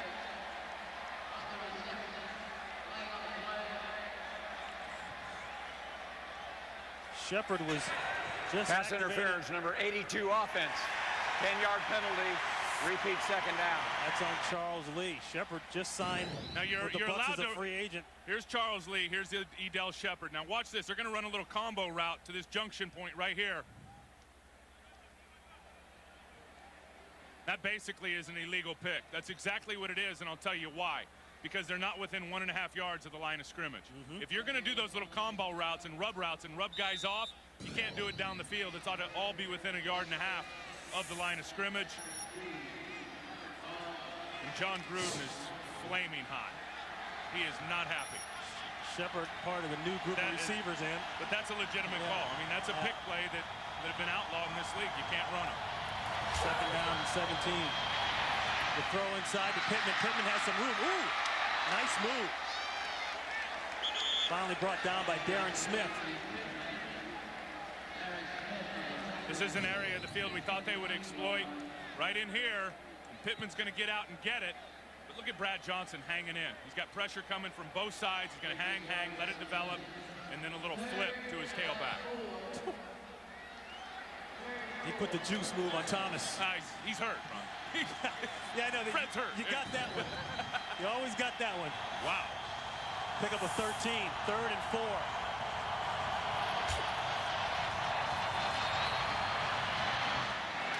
They throw underneath, and it's complete. Charles Lee, but I believe he's short of a first down.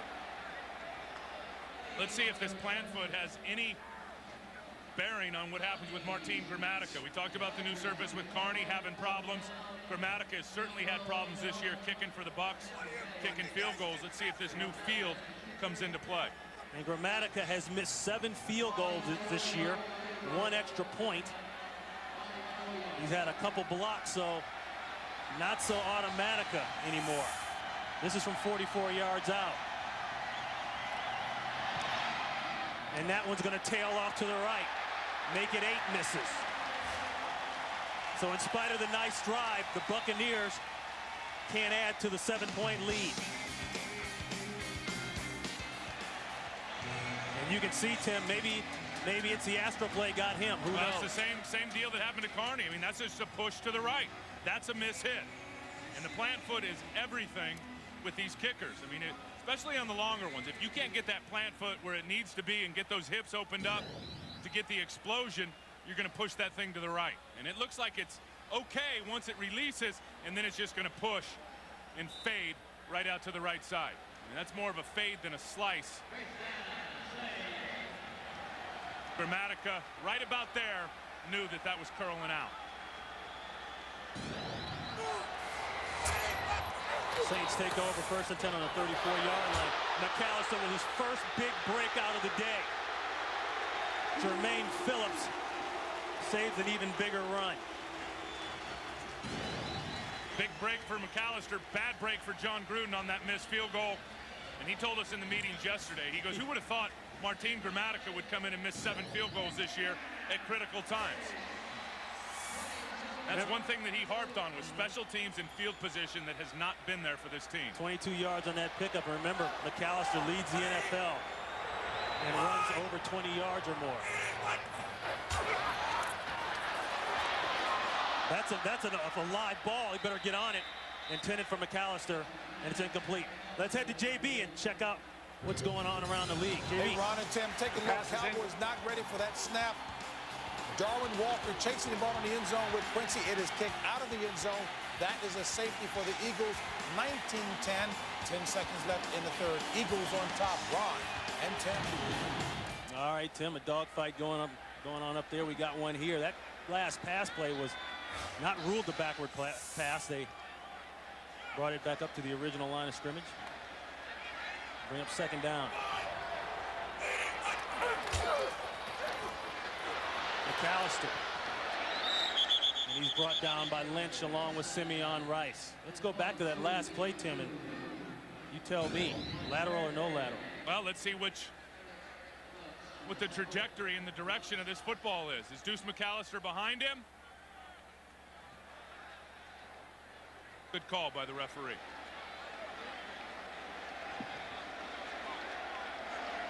Love the way the coaches start screaming, though. Get on it, get on it. You never know as a player. You always get on that. See the third down conversions today for the Saints. Third down and 8. Brooks in trouble, and he'll run for his. Fumble again. Buccaneer football. McFarland hustles down and gets the recovery.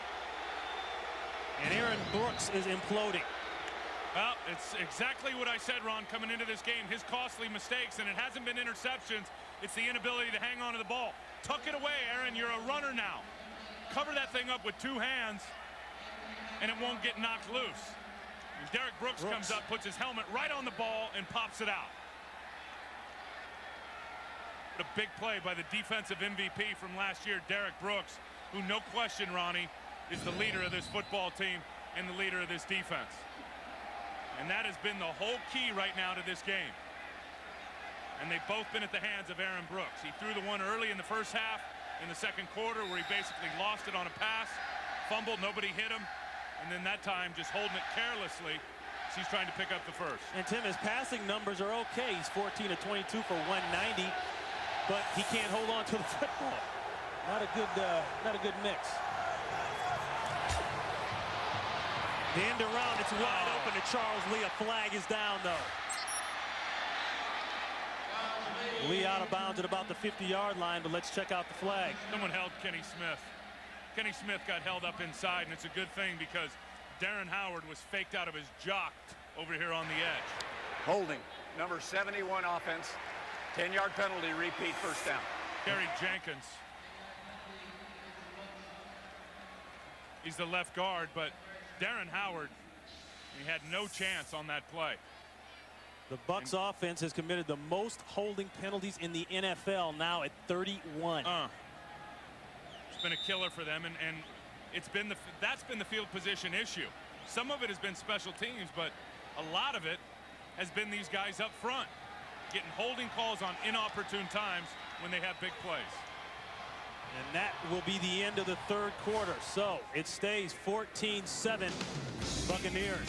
Fox NFL Sunday from New Orleans will continue right after this.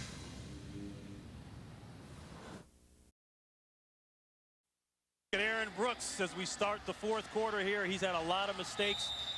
And Tim, this is what it's all about now. We're talking both teams need the game if they want to stay in the playoff hunt. Well, it's all about the playoff hunt right now, isn't it? It's the month of December. Here is where you make your move, and Tampa is mathematically not eliminated, but New Orleans with a much greater opportunity to play themselves in. And right now, I think Tampa Bay is just playing with more pride. You look at the big P word, and for New Orleans, it's playoffs, and I think right now for Tampa, it's all about pride, and they've shown up. Pass reception there by Dudley, and Yeah, I mean, they come into this game and everything has gone wrong really for both teams starting out the season. But both coaches say, hey, this is it. It's like a one-week season from here on out. Yeah, and it's been the mistakes from Aaron Brooks. I mean, we talked about that, his miscues and dropping the football. He's got 3 fumbles today. He's given 2 of them up. A big drop by Joe Horn in the end zone. A lot of missed opportunities and miscues for New Orleans. They deserve exactly what they're getting right now. 2nd down and 14, and the sack. Kenny Smith. It's about time. That's his first sack of the year. First of the year. For Kenny Smith. And here's the playoff picture, Ron, as you look at it. These right now are all the division leaders. These are the 2 leaders for the wild card. Both of these teams realistically still alive. Everybody here is still alive, but I mean, it's all about a miracle and a prayer. So you look for the top 6 teams to get into the playoffs. I think that's what you need to look at. And again, for New Orleans, I think their best victim in terms of a team they can catch is the Dallas Cowboys. 3rd down and 20. The Bucs today on 3rd down. The pressure. Johnson gets away. Intended for Pittman, and it's incomplete. And that'll bring on the punting unit for the Buccaneers. Kenny Smith all of a sudden getting to the quarterback. He and Charles Grant. Here they are coming from the left side. Charles. Darren Howard from the right side. And you've got everybody jumping in there and trying to converge on Brad Johnson. Not the most mobile quarterback in the world. And so far in the second half now here in the 4th quarter, that pass rush is starting to liven up a little bit for New Orleans. So Tupa standing at his 5-yard line will punt away. He had 1 blocked. Let this one roll. So go all the way down to the 30-yard line. No flags. And that's where the Saints will take over. 50-yard punt, no return.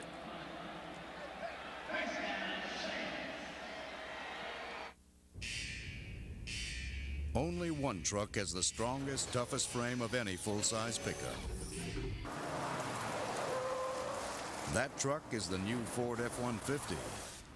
It has a fully boxed frame with crossbars welded through the side rails, all of which gives you the highest payload. 50-yard punt there by Tupa. That was Mitch Berger who had the punt blocked earlier in the game. 30-yard line field position now for the Saints. Play action. Brooks will throw. In and out of the hands. Looks like Williams. They'll bring up 2nd down. And for the Buccaneers, their turning point this season had to go back to that Indianapolis game. Yeah, and the whole nation saw this game on national television, Monday Night Football. And it's a situation where the last 6 minutes of the game, they just gave it up and gave it up big time to Indianapolis. And talking to Keenan McCardell, he said that has been a big reason why this season has gone south. That game changed the feeling and the chemistry on this football team. And I think one thing to talk about, Ron, is it was in the 4th quarter. It used to be this defense, you give them a lead in the 4th quarter, and there's no way you're going to move the ball up and down the field on this defense to win. We've seen it happen this year. You saw it at Indy. You saw Green Bay go 98 yards on a drive with Ahman Green in the 4th quarter right at that defense. And heck, a rookie quarterback in Byron Leftwich in the Jacksonville Jaguars beat this defense in the 4th quarter last week. See if they can hold up here against Aaron Brooks, who's done a pretty good job in 4th quarters. Brooks looking at a 3rd down and 10.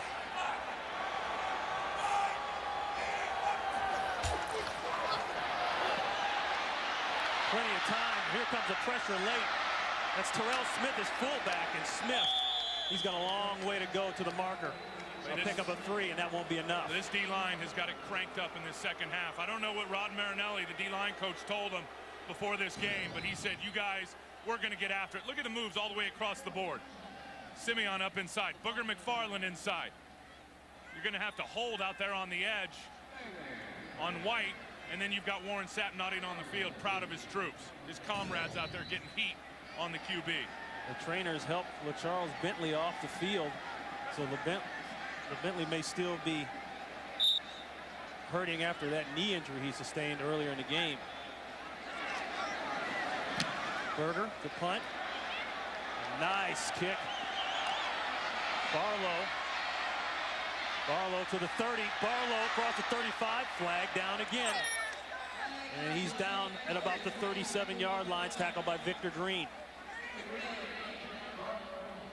It's almost comical at this point. And again, it's not from, you would think right away, okay, penalties all over the field, lack of discipline on this team. That's not the case. John Gruden.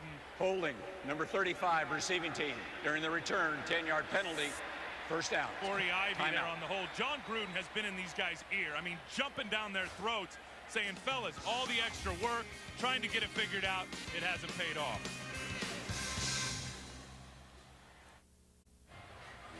Earlier this season, the Bucs and the Saints matched up. Ashley Ambrose helped put things away with this interception return for a touchdown. And then it came down to this John Carney kick.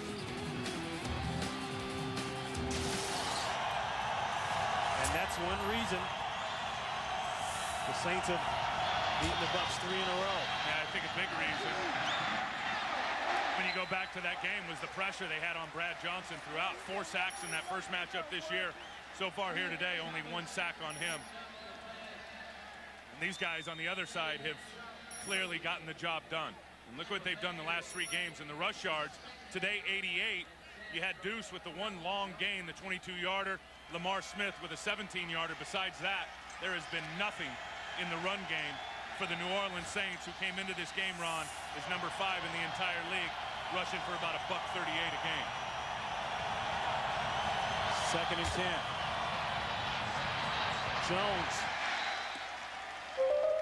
Jones is brought down about the 15-yard line. He picked up 3. You know, the thing McCardell Keenan told us yesterday was that, hey, man, as bleak as this looks, at right now being 5 and 7, mathematically, we're still alive. Stranger things have happened.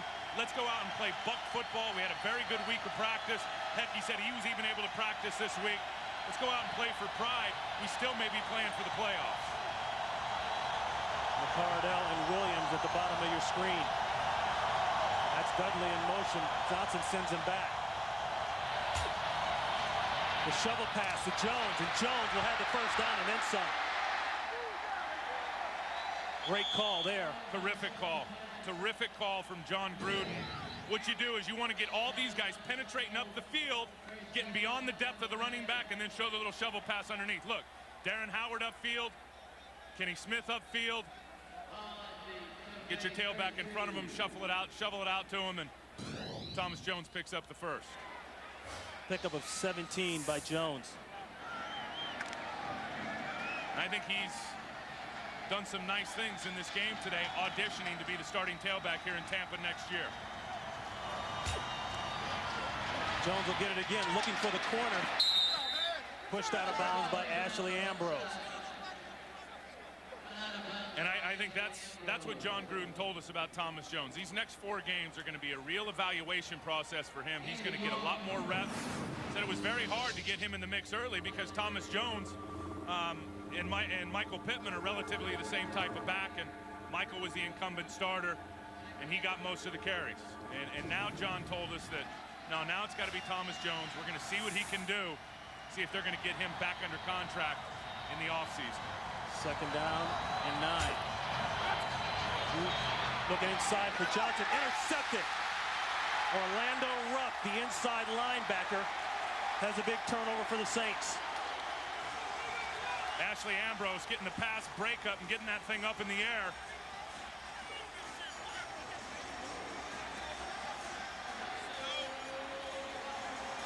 A 7-yard return by Rupp, and we knew Rupp would be big in the run game. We didn't figure the pass game like this. And there he is, right in the middle of your field, 57.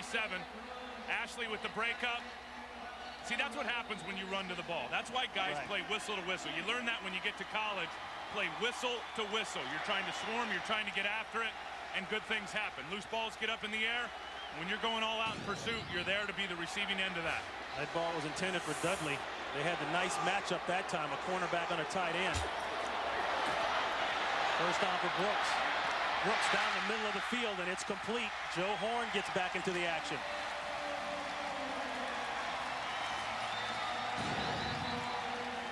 Here's Dudley right here. Here's the interception again, as Dudley's matched up here with Ashley Ambrose. Now there's 6'6" against 5'11". That's not a good throw. No, that's it. I mean, that's not a good throw. That ball needed to be down low to the left where Dudley could get it. It was up high to the right. Ashley tipped it up. Joe Horn with 107 yards receiving today as they hand this one off to Deuce McAllister. And that's important, Tim, because the Saints are 15-2 when Horn hits that 100-yard mark. And he's only had 2 of them this season coming into this game today. Already over the mark, and I'll tell you, this Tampa team is, how many games did they win, close games last year? And look at what's happened here now. 1-6 in games decided by 7 points or less, and it's this quarter, the fourth quarter, that's been tough. 2nd down and 8. Pick up a 15 by Horn. Brooks to the end zone. Overshoots Boo Williams. Joe Horn is lobbying for a call here because he definitely got grabbed and held. And watch Joe out here. Rondé Barber. I mean, that is got him right around the jersey, grabbing cloth about 15 yards down the field. Where's a flag when you need one? And Joe last week had 2 huge pass interferences that he was able to get called against the Washington Redskins that set up 2 touchdowns for the Saints in that ball game to help him win it. And Warren Sapp has been out of the game for a while. He's still out. Not much pressure, and Joe Horn should have another first down. The rookie, Roniel Whitaker, on the coverage. They've been working on him. Good protection up front here as Aaron's going to roll to his right. Nice job by Fontenot on the blitz pickup on Derek Brooks. Get all the flow going that way, and Joe's sitting right there in front of the rookie to get a nice first. 10 yards on the pickup. Now they're down in the red zone where New Orleans has been fantastic all season long.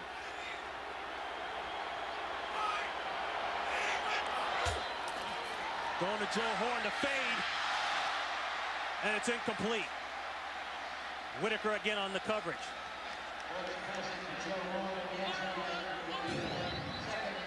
That's well played by the rookie Roniel Whitaker as Joe Horn's got it, but watch him come up between the hands and knock it loose. That's what a corner does, huh, Ronnie? Look at this jam. Got the jam, now watch. Boom, right in between his 2 hands. Get up inside there. That way Joe can't get the hands together to grasp the football.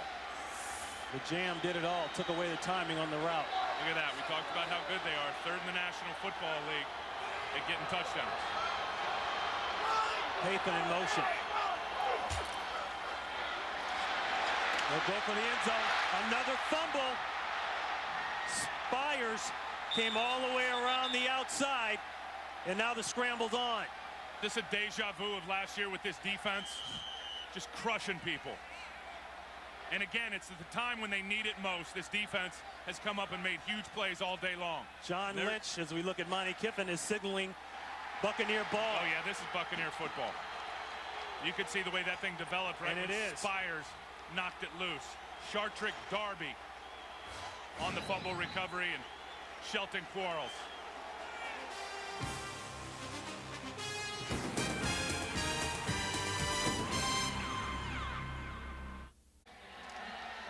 Another bad play for Aaron Brooks. A bad day seemingly getting worse. Yeah, good coverage downfield. He had nowhere to go with the ball, and it's a great individual play, I think, by Greg Spires. Jones, he's out to about the 10-yard line. And on that last play, here's what the coverage looked like around the field. Playing that umbrella coverage, nowhere to throw it, everybody covered up. So Aaron, as I said, I mean, it wasn't like it was 4 seconds. It was 3 seconds, and Spires comes around, just keeps working. You work for a half a man in pass rush, and once you get there, the whole key is to run those hips by and to be able to do it, and that's his first sack of the season for Greg Spires. Reminiscent of that great Super Bowl he had. Oh, he had a big run last year. Inside intended for Charles Lee, broken up by Fakir Brown. And the Saints miscues. Well, take your pick. Aaron Brooks has had about 3 of them. He's had 4 fumbles and lost 3. He had Joe Horn that dropped a sure touchdown pass in the first half of this game that would have made it 14-0. And then the very next play, Aaron fumbled and turned it over. They had the block punt. David Gibson, the strong safety filling in for Lynch, came up with that one. That later led to the Warren Sapp touchdown, his second. Yeah, miscues, missed opportunities all over the field, not to mention That O-line that has been playing well has given up 6 sacks. A 3rd down and 9. Time to throw. He does. McCardell. And once again, McCardell is huge inside. Right now, let's go out to Los Angeles and check in with JB. Hey, Ron and Tim, take a look at Cordell's throw to the Bears. No zip on this one at all. He pays the price as Mike McKenzie intercepts it. He takes it back 90 yards to pay dirt. Now, Ron and Tim, what would you grab here? And it would be legal. Grab the dreads, grab the dreads. They don't. He takes it in for the score. 2-point conversion is good. 13-point Green Bay lead. 5 left in regulation. Back to Ron and Tim. Yeah, JB, I don't know how you could miss there. Jay Bellamy down for a quick second. He's up, smiling. Somebody got him. A smile. Somebody got him. One of the two. Somebody got him, and he's looking over there saying, all right. His own guy, it looks like, gets him in the back to Bucky Jones. And that's one thing Bucky will do. I mean, he's had a lot of missed tackles this year, but he'll come up and lay it down as he does there on his own player in Jay Bellamy.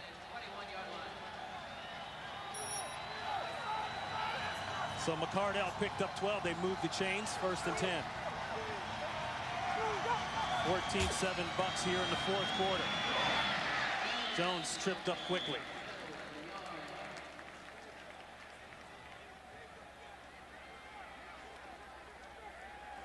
He got 1. You got to get something going now for this New Orleans football team. They're only down 7 points in this game, but I'm telling you, Ron, you'd like to see a little more sense of urgency here when everything is on the line. I mean, this is a playoff football game when you really think about it. Yep. Think of the way this team has finished the last 2 seasons, playing themselves out of the playoffs. Hasn't gotten much better here for the last 3 quarters. 2nd down and 9. Johnson is high, and it's nearly intercepted. Intended for McCardell.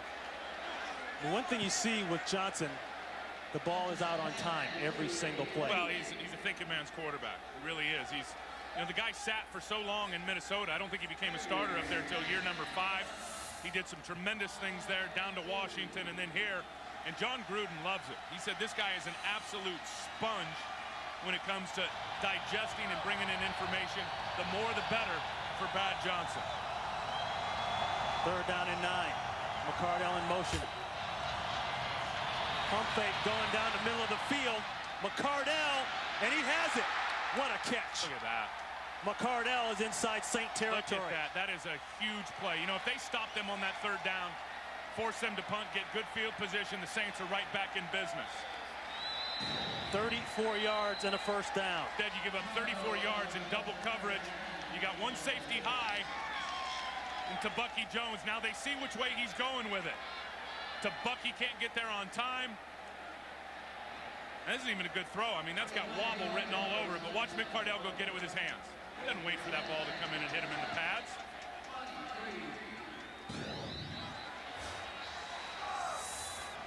McCardell, 6 catches for 85 yards. And they've been all big ones. Jones drags a man down to the 30-yard line. That's the linebacker, Derek Rogers. Got a flag down at the 30. 2 flags down.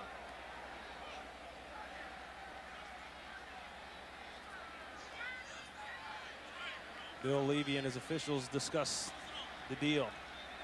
I think Bill Levy has done a good job here today. Bill, to me, is one of the better officials in this league. Yeah. After the play was over, personal foul, unnecessary roughness, number 30 of the offense. They made the 1st down. We'll get penalized 15 yards. It'll be 1st and 10. That's the fullback, Darian Barnes. Well, and you know why? Is they're calling it a defenseless player over there standing by the pile.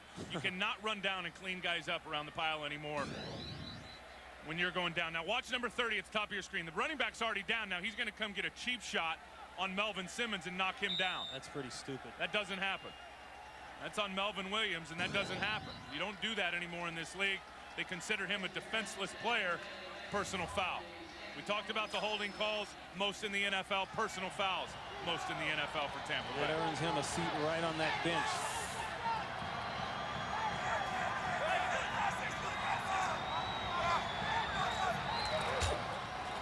Jones.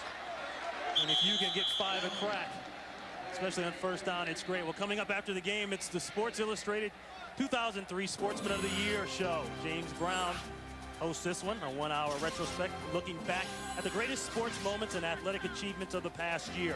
The Sports Illustrated 2003 Sportsman of the Year. It's coming up right after the game. JB better drink a couple cups of green tea and echinacea. Boy, he's working overtime. That run was good for 6. 2nd and 4. The kind of down and distance coordinators love. The quick toss to Jones. He makes a nice move. Nice cut. And gets up close to another first down. Nice cut. And this guy, you can tell that he knows he's got something on the line here, and it's a contract for next year. He's a former #1 pick that everybody has labeled bust. He's got a lot of pride. Look at this cut. Wow. I mean, they have got him outflanked to the edge. He puts the stop and go on there. And is right there now with 3rd and about a half a yard. Yeah, Jones had the issues last year with the Arizona, you know, the hand incident. Yep. They deactivated him. He said he broke his hand answering the phone. They didn't believe it. He's answering the call today big time. Play action. They don't give it to him. They throw. Complete. Dilger holds on after taking a huge shot from Bucky Jones, and it's good enough for another Buccaneer first down. How about the discretion of his quarterback to wait? He had his fullback. Instead, he decides to go to the next level to Dilger.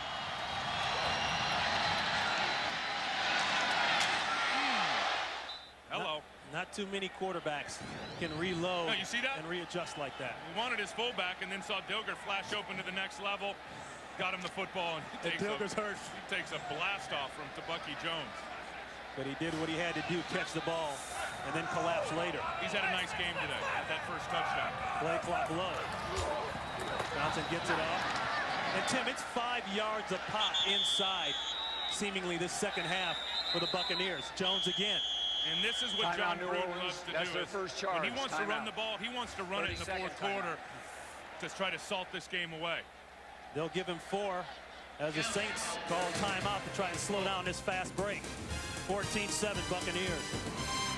Correction, we'll go to TV. Jim Haslett, you see his record in the last 4 games of the season. Yep. And that's a killer. We talked about that in the beginning of the game. Yeah, we talked about how they had to finish better this season than they have the last couple, where they've really gone in the tank and played themselves out of the playoffs. And he told us exactly. I mean, you asked him about the month of December and how rough it's been. He said, I don't want to talk about it. It's all been about the turnovers. And so far in this game, he's exactly right. This team has no one to blame but themselves, Ronnie, if they lose this football game.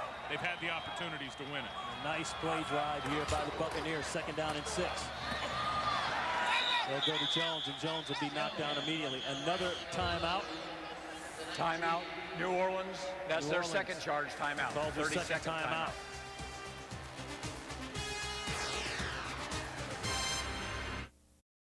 There's a look at the NFC playoff picture, and even at 5-7, the Buccaneers still alive, especially with a win today. Yeah, everybody's still alive mathematically when you think about it, but and this is the defending world champions right there in the Tampa Bay Bucs.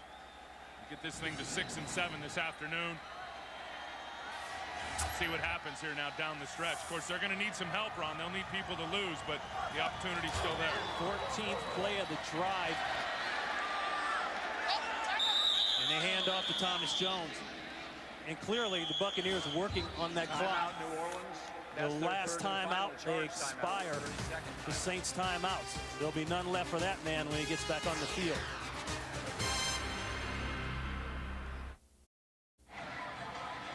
All right, so Tampa Bay Buccaneers on a 4th down bring on the field goal unit. Martin Gramatica will try from 35 yards out. He's already missed 1 today. Yes. He's missed 8 all year, Ronnie. He's not been a good year for him. He pulled that one to the right. He's 5-12 in field goal attempts from beyond 30 yards this season. And there's another one. They get 5 of 13. And Grammatica's hurt. And Tim, for whatever reason, he's missed 7 of them to the left this year. And let's watch his plant foot. That's what he ends up grabbing. That wasn't even close. I mean, that is what you call a major mishit. Low-flying Eagles, watch out. John Gruden can't believe it. That is, you talk about a guy that has been in the bunker this year. And he gets out and walks in practice all by himself, talking to himself, trying to figure it out. That guy's working 24/7 trying to get this thing turned around. Aaron Brooks with no timeouts. They got to throw. They dump it down to Deuce McAllister. And the 2-minute warning is upon us. Brooks is going to have to throw. This is the 2-minute warning.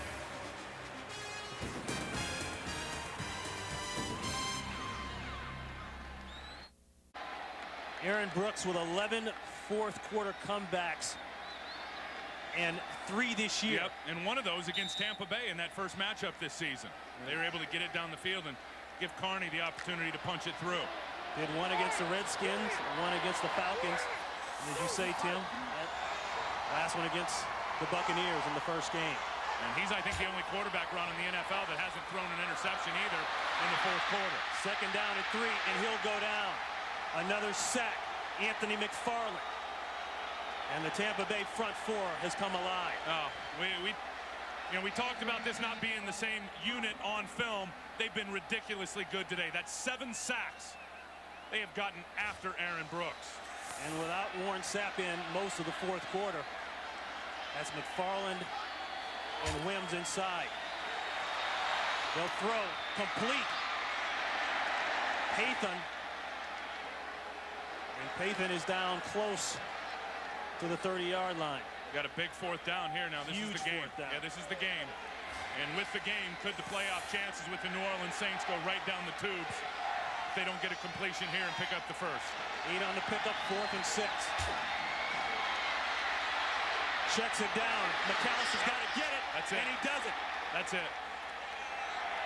Derek Brooks, the defensive player of the year last year, may have just won the game. This defense has won the game today for the Tampa Bay Buccaneers. The sacks, the tackles, keeping them out of the end zone, making big plays all over the field. And it's again, I think Derek Brooks making plays. Simeon Rice making the big plays. And here, there's no one open down the field, so Aaron's got to hit Deuce out in the little swing route. Now it's all about making the tackle. That's Perfect good stuff. tackle.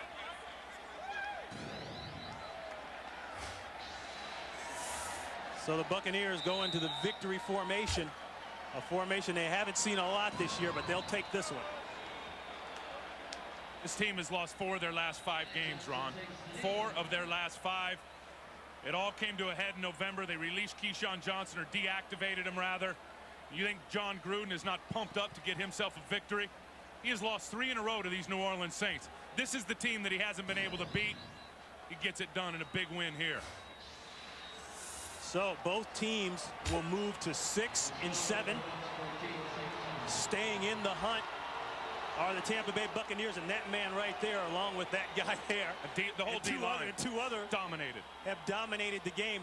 But Tim, it's amazing. You go right back to what they've done last year and what got them to the Super Bowl. That was it. Super Bowl. That was it. Defensive line domination. And great special teams, too. Let's not forget about that blocked punt by David Gibson that set up the second touchdown of the afternoon. And the special teams has been a problem for them this year. Not today. All right, for Ron Pitts, Tim Ryan, Daryl Grin, so long. The final, 14-7, the Bucs win. Let's go to Green Bay and check out the Chicago Bears along with Dick Stockton and Daryl Johnston.